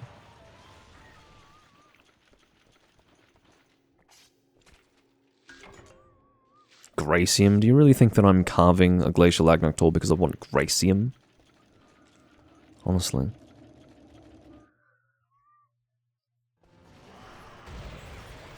Oh, I don't think this monster is long for this world. Indeed not. Alright, let's have a look at Glacial Agnator's weaknesses. Oh, I was wrong. He is just as weak to Dragon As standard Agnaktor. Wow. Yeah. I got it wrong. I suppose it logically makes sense, doesn't it? Because there wouldn't necessarily be an elemental reason why Dragon would be useful against standard Agnaktor. Therefore, Glacial Agnaktor should be weak to Dragon as well. Well, there you go. Updating myself on my own misinformed understandings of the game.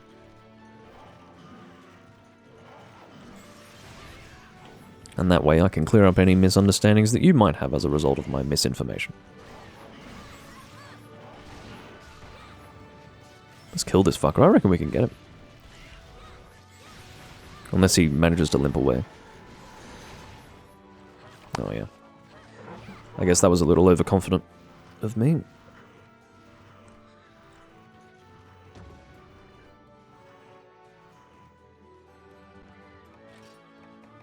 More Gracian. Woohoo. Okay. So. What is our next hunt?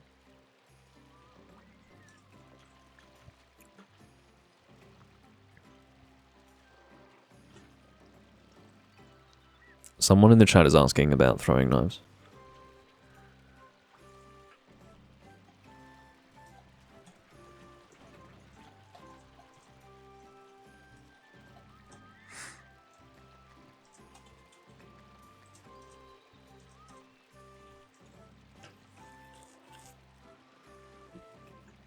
Basically, someone was asking in the chat if,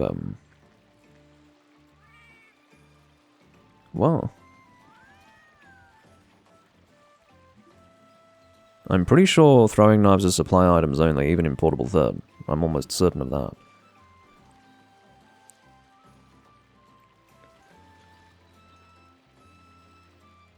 What? Was ist das? It's possible that you can get throwing knives, but you can't combine for them. That's possible. Maybe throwing knives, like the actual throwing knife itself, is not a supply item, but definitely status ones are. You can't just make status ones. Maybe I am tarring the regular throwing knife with the same brush as... what happened to my game? Why is my game black? Stop doing that. That's terrible. Fuck's sake. So if I minimize the game, it goes black. Or, okay. Not consistently, fortunately. That was just a weird thing that happened there. Okay.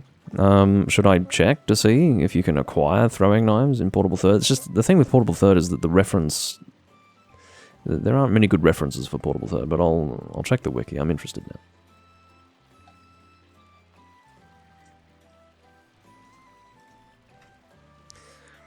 Item list, Monster Hunter Portable Third. Fucking fandom wiki, here we go. Throwing knife. Wow. Yes, throwing knife is supply item. So ice cream is misinforming this person.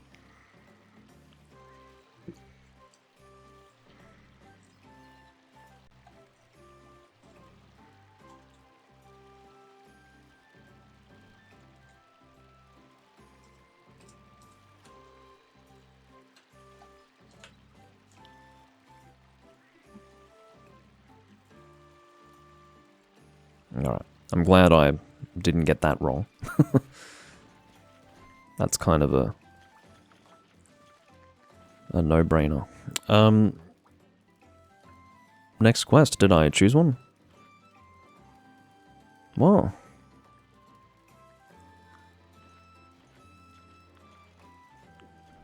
Yes.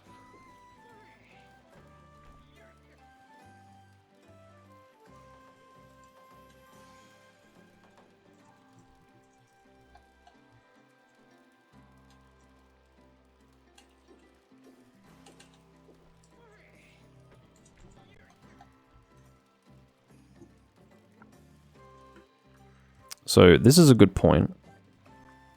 It is possible to combine for status knives, but you can only combine them if you've been given throwing knives in a quest, so I'm pretty certain that... Now there's the question. Will the status knife also be a supply item when you combine for it? I'm pretty sure that the result will still be a supply item. Because you can't... The principle is that you can't take a throwing knife out of a quest. That's the principle. So you can combine for status knives within a quest, but it still requires that you've actually got the throwing knives in the first place. So yeah, that was something that I did forget, that you could combine for them, but it's still... The principle remains the same. And that is that if the quest doesn't provide throwing knives of any kind, then you shouldn't be able to get them.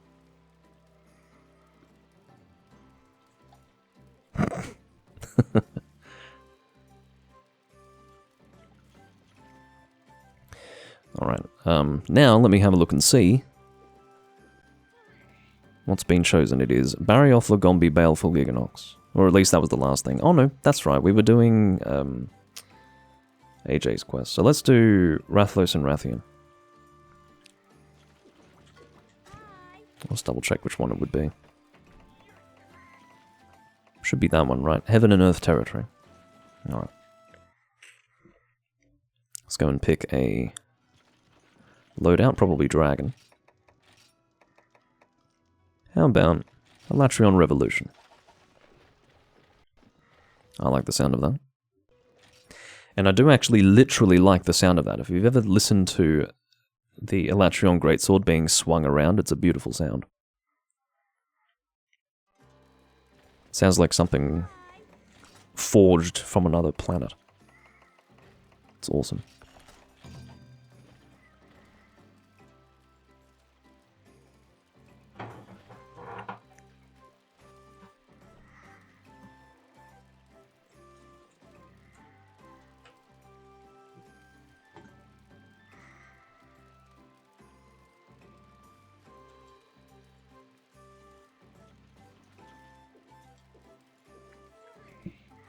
Okay. Go sit my ass in the water. With a bath towel on.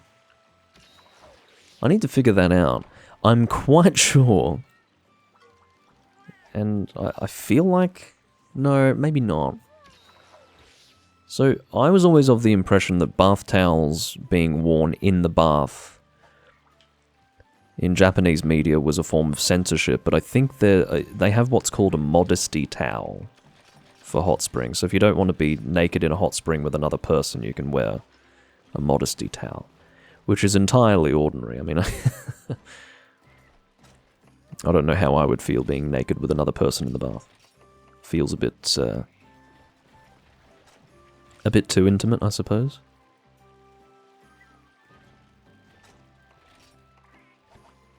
So yes, I was about to say, well, in real life this doesn't happen. You don't sit in a bath with a towel on, but no, you probably do.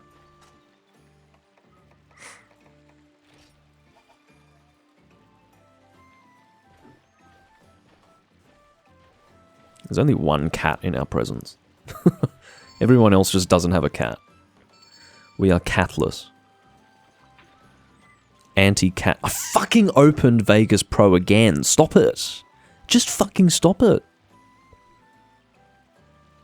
I'm telling myself to stop it. I'm not blaming the computer. I'm entirely blaming my inability to point and click a cursor. Or point and click a mouse. Oy, far out. Alright. Onward to what I believe to be the last key quest that AJ needs completed before he goes on to Amatsu Magatsuchi, my guess would be. I'll go this way. It's technically faster to go this way, because the monster will be on the western side of Area 3. I believe it's Area 3. If I got the area number wrong, I apologize, but I do know where they are.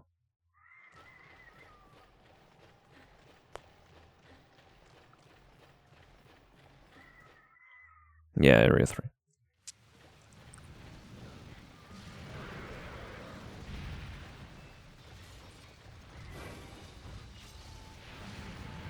Oh. I'll get a draw slash in there.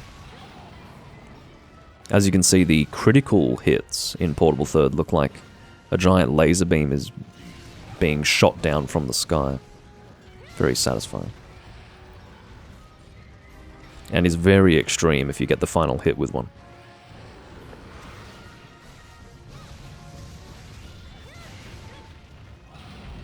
But yes, this is my critical draw greatsword set, which works with all greatswords, but works particularly best with weapons that have max sharpness, such as Elatrion Revolution.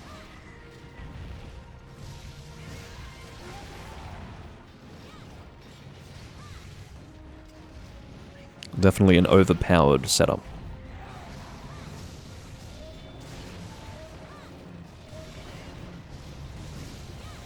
Going for DPS over damage there.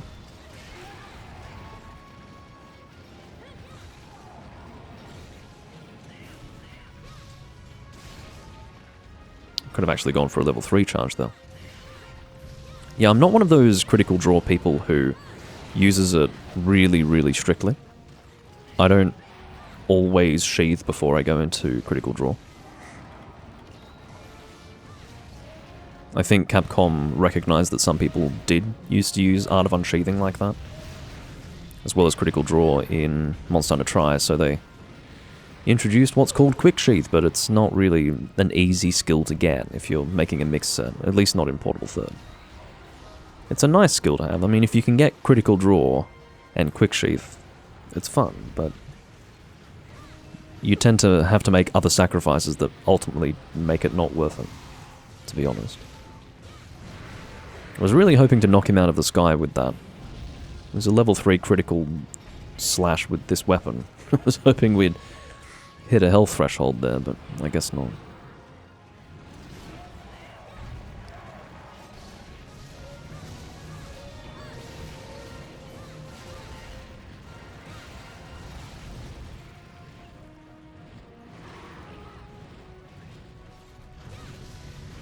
We've got 2 people with Elatrion weapons here. I don't know if that was me or Miyu who cut that tail, but... Ah. Good flinch. The wing pushed me away there, I don't know if you saw. That was a bit annoying. Oh, brilliant.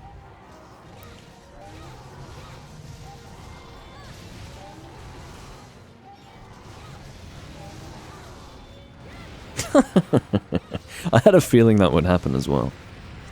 The head just perfectly moving out of the way of my slash. I can pray that the lag compensation dealt the damage, but unlikely, considering that I'm the quest host. Unless I'm hosting the Rathian and someone else is hosting the Rathalos, that's possible.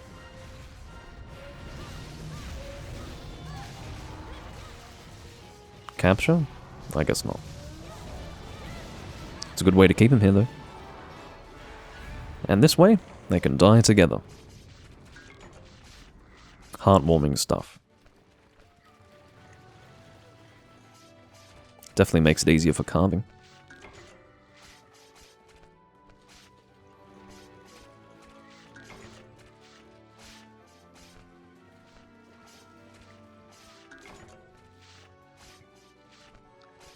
It's worth mentioning that if you ever want a Rathalos Ruby,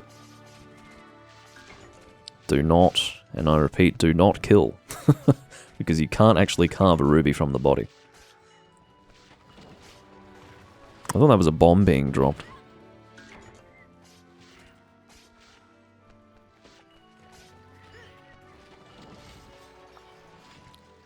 What? Just give them to me if you don't want them. I'll take a pitfall trap. Do you know what I mean? Like, I'm all open for your charity. I'm ready to receive these unwanted items that you throw away at the end of a quest. My inventory would love to have them included amongst its other articles. Okay. I will go through some of my other armor sets. But I suppose I'll...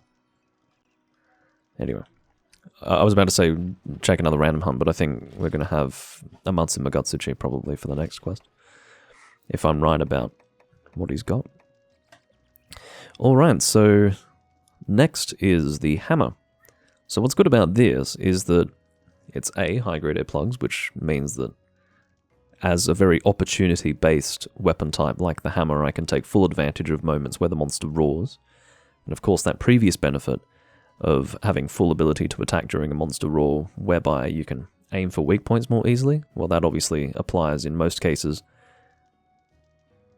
for the head. So the head is usually going to be very available during a roar, which you can take advantage of using a hammer. And on top of that, I've got weakness exploit, which is very good. So the idea being that if you're using a hammer, you should be hitting the head for KOs, but also with weakness exploit, you're going to be getting that additional damage by hitting the head as well.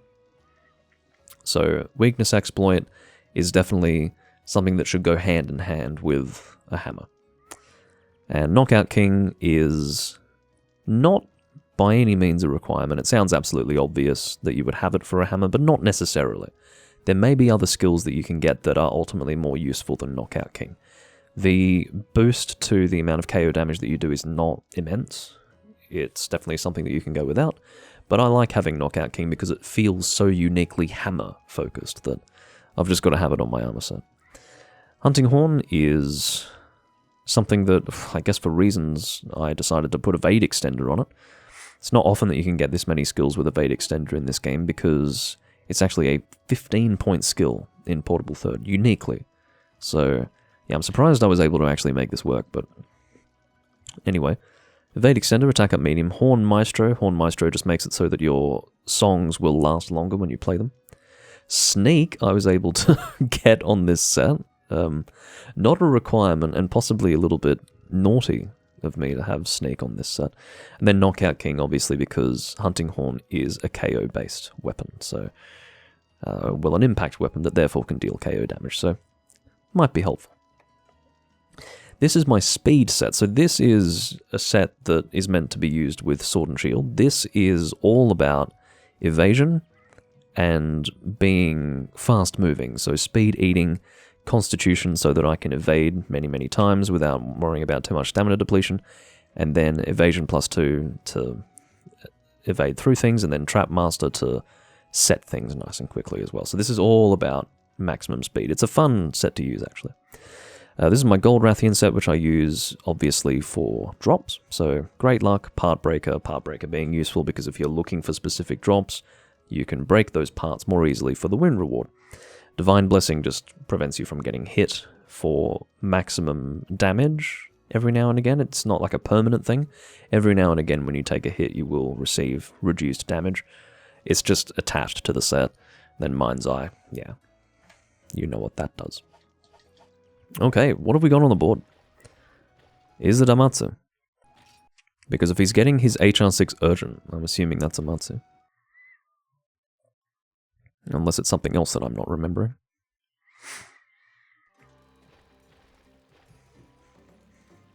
Oh, it's Gen before Amatsu. Okay.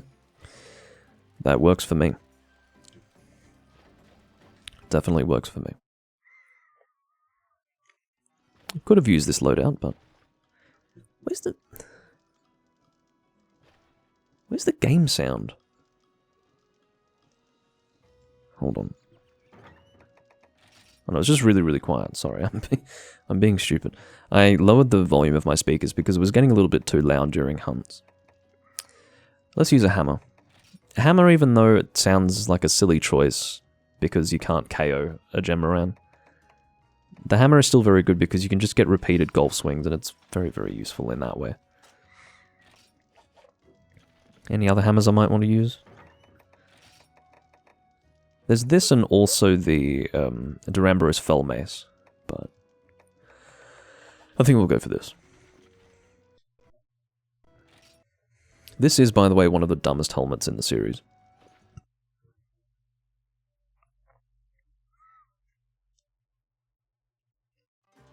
Just look at that. Not exactly the most attractive mixed set in the world. But it is what it is. Okay. I'm going to do this quest, and then one more. Which presumably will be a Matsuma Gatsuchi.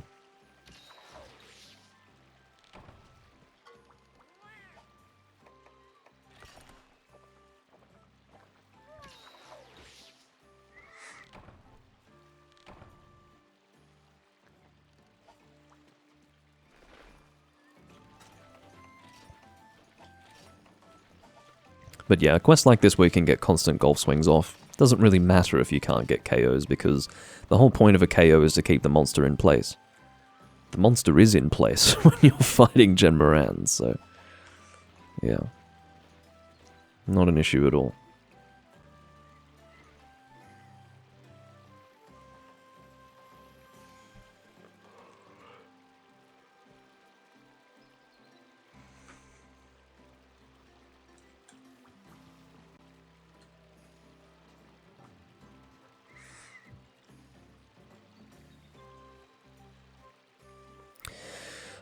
Just being distracted by the chat.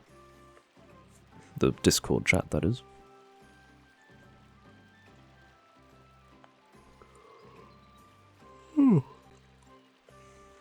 We're almost 2 hours into the live stream. This will probably be like a 2 hour and 20 minute, 2.5 hour live stream.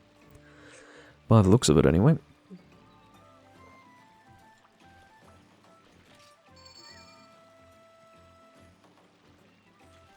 Let's get moving. I don't know what that greatsword is, AJ, but that looks kind of awful.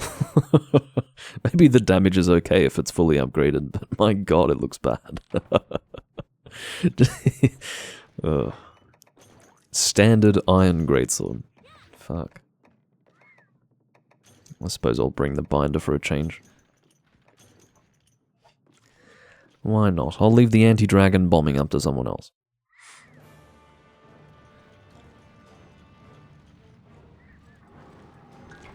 So the biggest thing with Gen Moran and working with your team is to figure out when to gong and when to bind. The easiest way to have everyone do it right and not end up wasting gong uses is to bind when he charges the ship and gong when he slams the ship. That's the idea. So, as long as everyone can keep to that,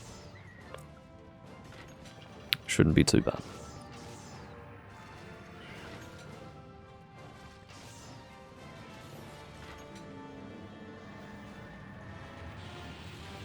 Now, I couldn't really be bothered gathering for ballista ammo, so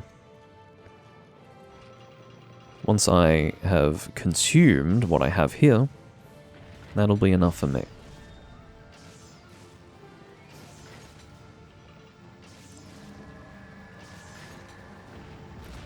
If I actually select my ballista ammo, I'm able to see how much I'm up to, or down to.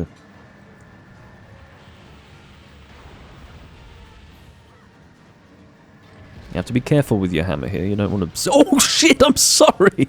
I really didn't mean to do that! Oh my god. I think, logically in my head I was thinking of a way to be careful about hitting people, and then I ended up doing the perfect attack to hit someone off the boat. That was one of the weirdest brain fart moments with a weapon I think I've ever had. Oh, come on! Okay, that's my, my karma, I suppose, but come on. I do hate that, when you're jumping onto a platform that should be entirely available and stable, and then you just fall through it. Ugh. Anyway.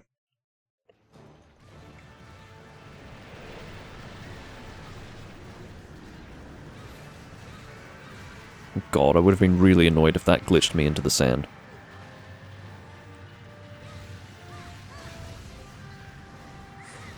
Alright, let's see if I can do this without golf swinging Hayabusa. Alright. I managed it. Yeah, this can be a dangerous operation when you've got other people here. I'm trying to be as non-disruptive as possible. Now, I don't think that's him throwing us off the boat. I think that's him raising his tail, so...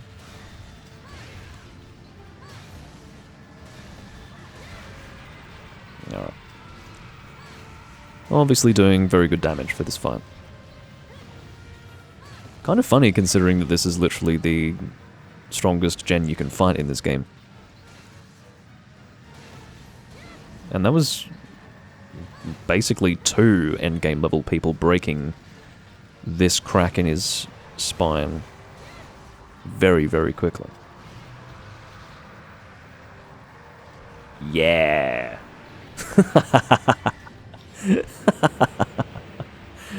Can't believe I managed to climb up there. That was unbelievable.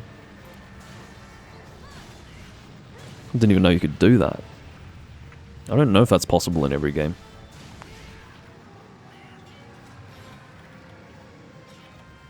Anyway.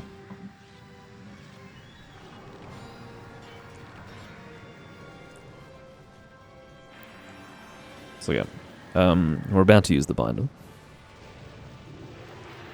But if he slams the boat, you use the gong. But someone else used the gong before because, I don't know, they like the sound of it. Can't think of any other reason for them to use it.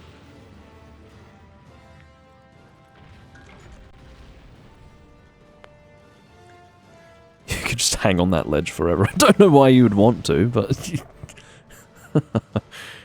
yeah, I'm just going to spend the whole hunt sitting on that ledge, hanging on it.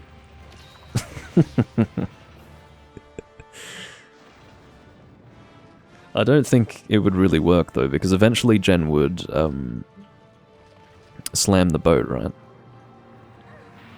Oh fucking hell. Do we have the gong? We do. Thank God for that.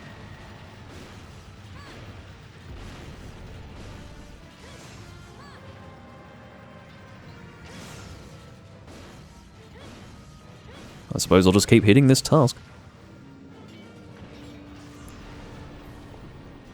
Can you guys please get on? Okay.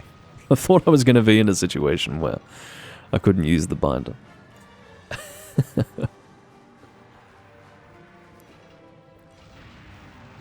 Alright, looks like we broke one of the tasks. That's cool. May as well use my last ballista shot.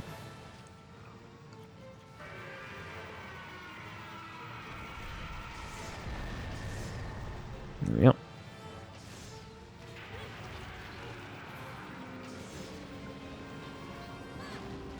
Try and get a golf swing on him here. Very good. Managed to flinch him, actually.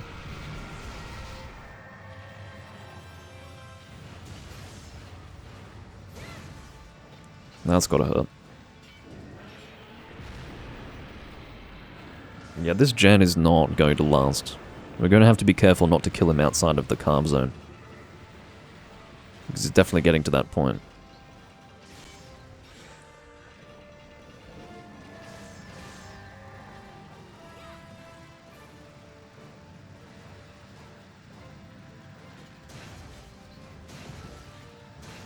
It's rather cathartic to just sit here and completely beat on a Genmoran. Can be a fun way to learn the combos of your weapon as well if you're new to the game. I remember that being a good thing for me when I was playing Monster Hunter Tri and there were some weapons that I wasn't yet familiar with. You could just experiment with different combos without having to worry about evading.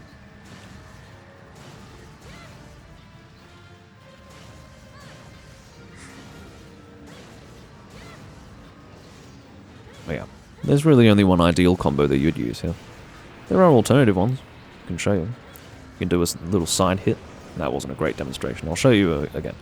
So you got this one, where it's sort of an upwards slam, and then you've got this one where it's side and then up swing like that. I'm happy with this one. This one worked just fine for me. I think it's an extra hit as well.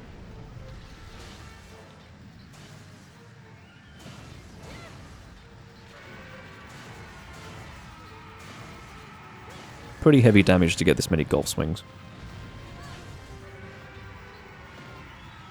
A little bit less effective in try because for some reason they lowered the damage of the golf swing and then raised the damage of the super pound because they're idiots.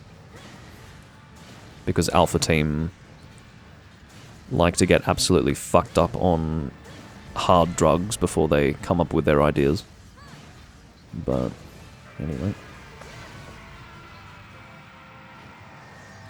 I don't know if that's us getting thrown off or... No.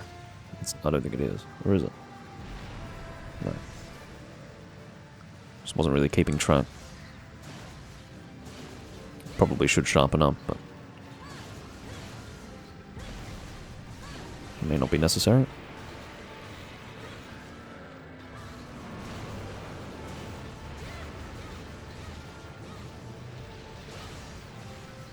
I certainly will for the final showdown. But that final showdown's not going to last very long. From what I can tell.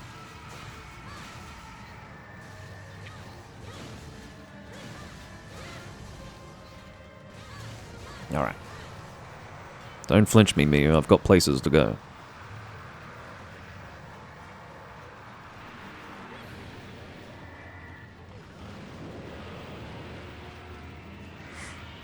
Alright.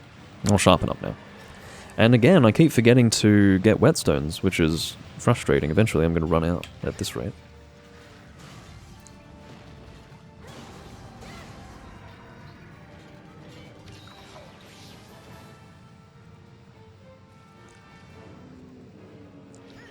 I am going to assume that it will skip the Dragonator.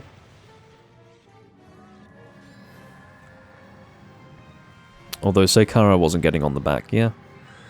Did skip the Dragonator. Seikara wasn't getting on the back and hitting him, I don't think, for that part of the fight, but still. Final showdown. He's so weak in this game, my god. Stupidly weak.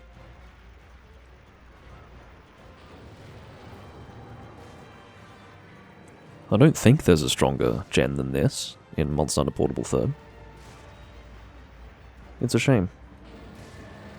I mean, I'm sure there's one of those ancient EX fights or whatever. Or Ancient X, whatever they're called. That's where you can actually fight what would be a G-rank level monster, but in high rank. We should not attack. We're not going to be able to carve, so let's just sit back.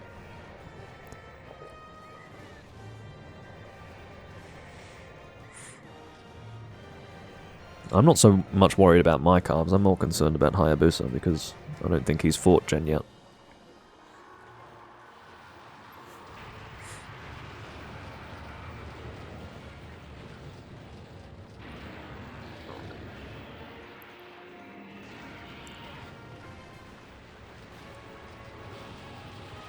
I don't know if this is like your equivalent to teabagging. I guess it's a teabag emote.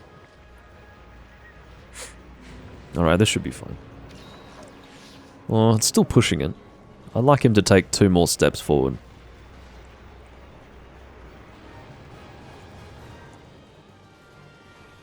Because the thing is, he's probably going to get his arm broken as well, and then he'll take another step back. Ugh, it's a bit slow going. If no one cares about carves, you can kill a gen very quickly. But, anyway. I think it's best that we play it safe.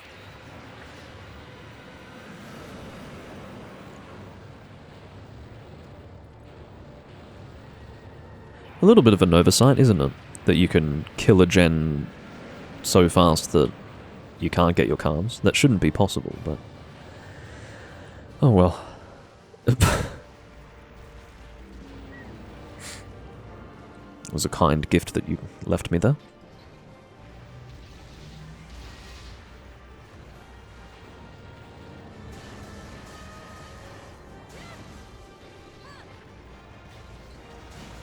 Alright, I'll do this arm first. Because this one will break first.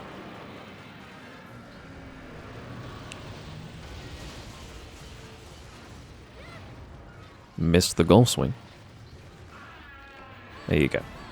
We didn't even get to the point where either of his arms were broken, and he still died, so yeah, it was absolutely essential that we let him come forward a bit there.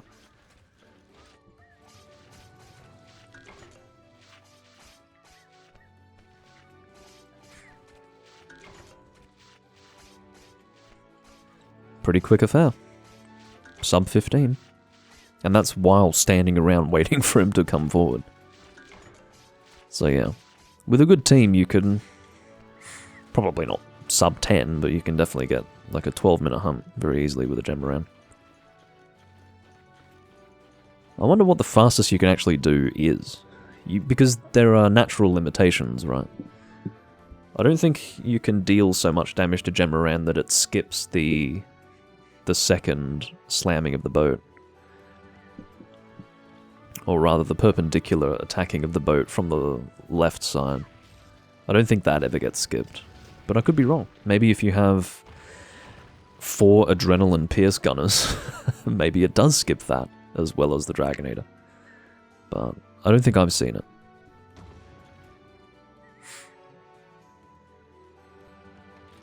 That is a weird final hit.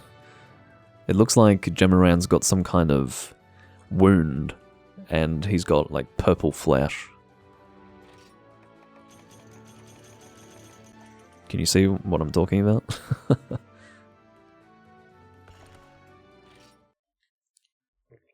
Would you like to save? Yes, please. Alright, I'm not going to be able to get through all of my armor sets, I don't think, but I'll show a few more before we do the next quest.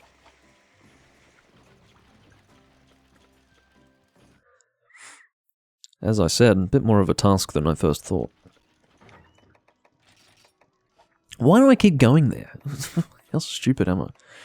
Okay, so that is, for some reason, a Knockout King Gold Rathian set. Fine. And here are my... Do you know what? I'm just going to give a very quick overview of my bow sets. Basically, I've got a bow set for... I've got 2 bow sets for every shot type. Spread, Pierce, and Rapid. I've got one that has load up, and one that doesn't have load up. The reason for this is because it's all to do with the bows that are available. Some bows are going to have good options for load up for the shot type that you want, and others won't.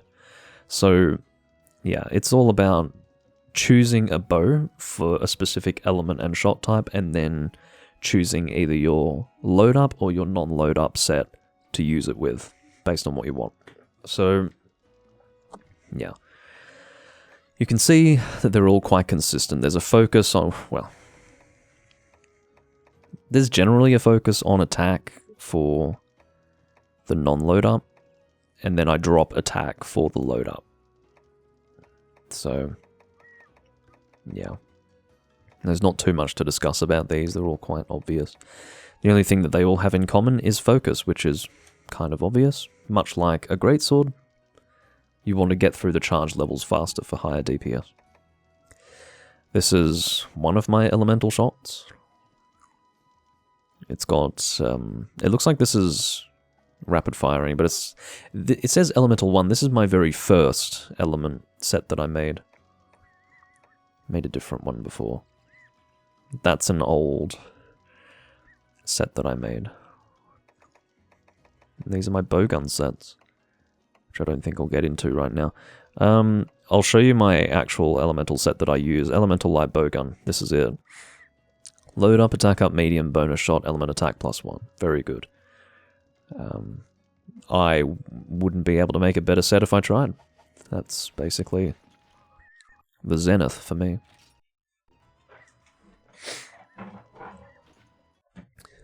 Alright, I'm assuming Amatsu is on the board, so let's have a look. Yes. In which case, I will use a gun, because I hate using Blade Master against Amatsu. You can see I've got a light bowgun pierce set and a heavy bowgun pierce set. Let's use heavy bowgun.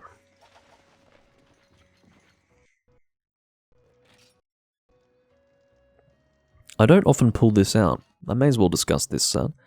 I really made a lot of sacrifices to get Evade Extender on this because it's a 15-point skill, as I mentioned. It's literally just attack up large, pierce up, and Evade Extender. It's not really what I would normally have. But, in other words, I'd normally have something a little better than that. Something with a few more skills. But, look, functionally it's still okay. It just doesn't look very good. It only has 3 skills, right? So... But actually, it's a 20-point skill, 15-point skill, and a 10-point skill. So it's not as bad as it looks. The reason why I make the sacrifice for Evade Extender is definitely for DPS with the heavy bowgun, because if you're spending less time evading and more time shooting, it's better that way. So, yeah, that's the calculation. I just wish it wasn't made a 15-point skill in Portable Third. I don't know what occurred to them, or why it occurred to them to do that. You'd have to ask Capcom. I don't get it. It's not like, well, perhaps I'm wrong, maybe I was about to say it's not like it was an overused skill, but maybe it was different in Japan. Maybe too many people were using it, and Capcom thought, oh, well, this makes the game too easy. Which would be a strange assessment to make, given how easy they made this game. But maybe they didn't want it to be even easier by allowing Evade Extender to be as accessible as previous games. It's all a bit strange, but... yeah. Let's get our ammunition before we depart. That's important.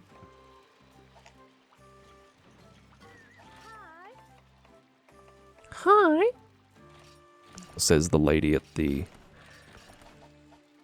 well, I suppose you'd call that a cashier. Alright, I shouldn't need more than what I'm holding here. I guess I'll bring normal level 2. Feels unnecessary, but... yeah. Off we go. This is the final monster. Well, not really the final monster. It's the final monster of the quests that you're given as part of the guild story. But this is Amatsu Magatsuchi. This is his first appearance in the series. I treat him as an underwater fight on land, because that's what his movements are like. He moves like an underwater monster, but he's a flying monster. So I would say that Amatsu is probably the closest that you'll get to an underwater fight in a PSP game.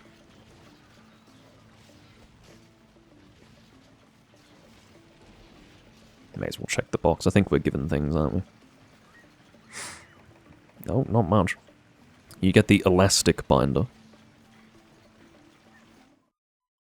which I don't think I've ever bothered to use, because I can't even remember what it looks like when you fire it.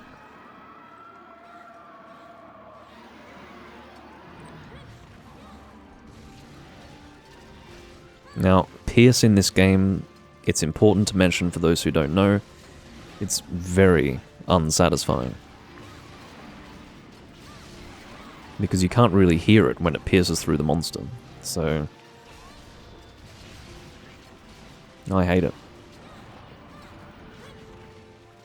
You need that beautiful sound from Monster Hunter Tri and 3 Ultimate.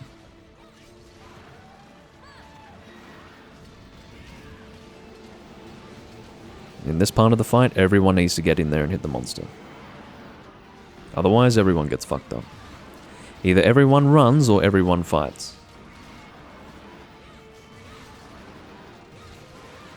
It's a zero-sum game.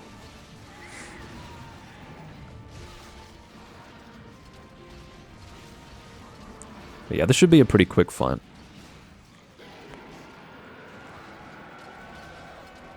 Because he is quite susceptible to pierce. The reason why I'm using it is because I don't really want to fuck around with other things. I hate fighting him melee because I feel like he's just slightly out of reach. He's He's just enough out of reach that it feels annoying. Oh, there we go, there's the elastic binder, it's called. Looks pretty elastic.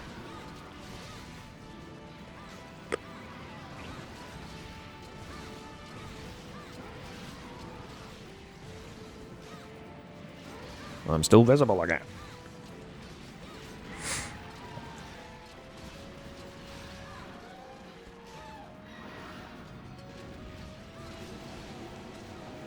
Oh, he got flinched very quickly there.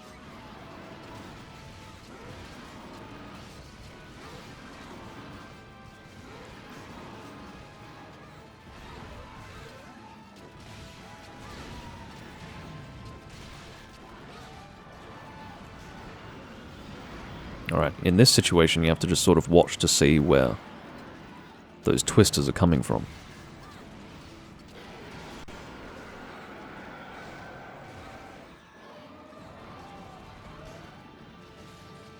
Oh. Another binder. Jeez, I don't know if we need repeated use of the binder because this is already going to be a very quick hunt, in my opinion.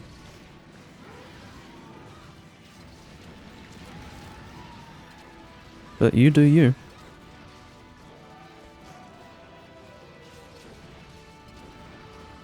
Alright, so some people can either choose to evade this attack or just farcast. Generally, he chooses one person to aim for. Looks like that's me this time.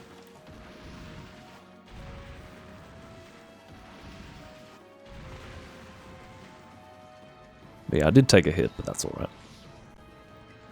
Even with my gunner defense, it was manageable.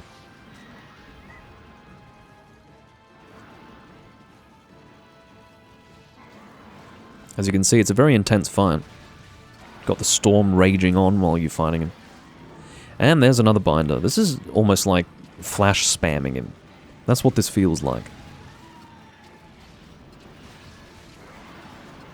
As you can see, you do get diminishing returns, but look at that. We don't need the fucking binder. Look how quickly we killed him. In true Portable Third style, the final boss can just get absolutely slammed into oblivion without issue. Anyway, there are other monsters to fight. You've got a Cantor, you've got Ukanlos, and you've also got Alatrion. Alatrion is probably the secret final boss in the same way that Fatalis would be in the earlier games.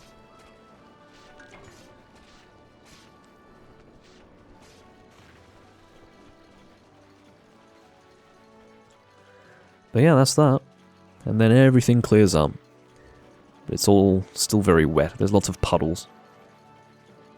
It's a very visually attractive location and fight. A very visual experience in general. Quite cool.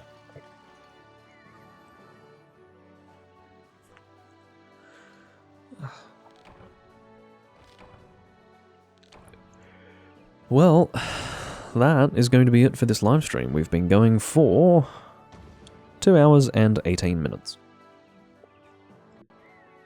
Been a pretty good run. That's a bit of a strange way to finish off. Look at that. A massive, I don't know, divine square. Is what that looks like. I got a divine dragon gem. That is my 6th one. Quite good. We did that in 4 minutes and 8 seconds. Fuck. And that's with AJ using an iron greatsword. I'd just like to show you that he's using... Well, it's not an iron greatsword, it's the Carbolite Sword Plus with the full Jaggy set, and we killed it in 4 minutes. Final boss, guys. What a joke. I mean, admittedly, I think it was a bit over the top to use that many binders, but fine. What's done is done. Anyway, I do thank you all for watching. I will see you next time I'm recording Monster Hunter. I'll have to figure out how to showcase my armor sets. I don't really find it entirely necessary to show my sets, only because I don't think they're that impressive, but yeah, if there is an appetite for me to showcase them, maybe I'll do it all in one recording. It'll be a long recording, but Yeah. I hope you all enjoyed this one. I'll see you next time I'm recording Monster Hunter, and farewell for now. Bye-bye.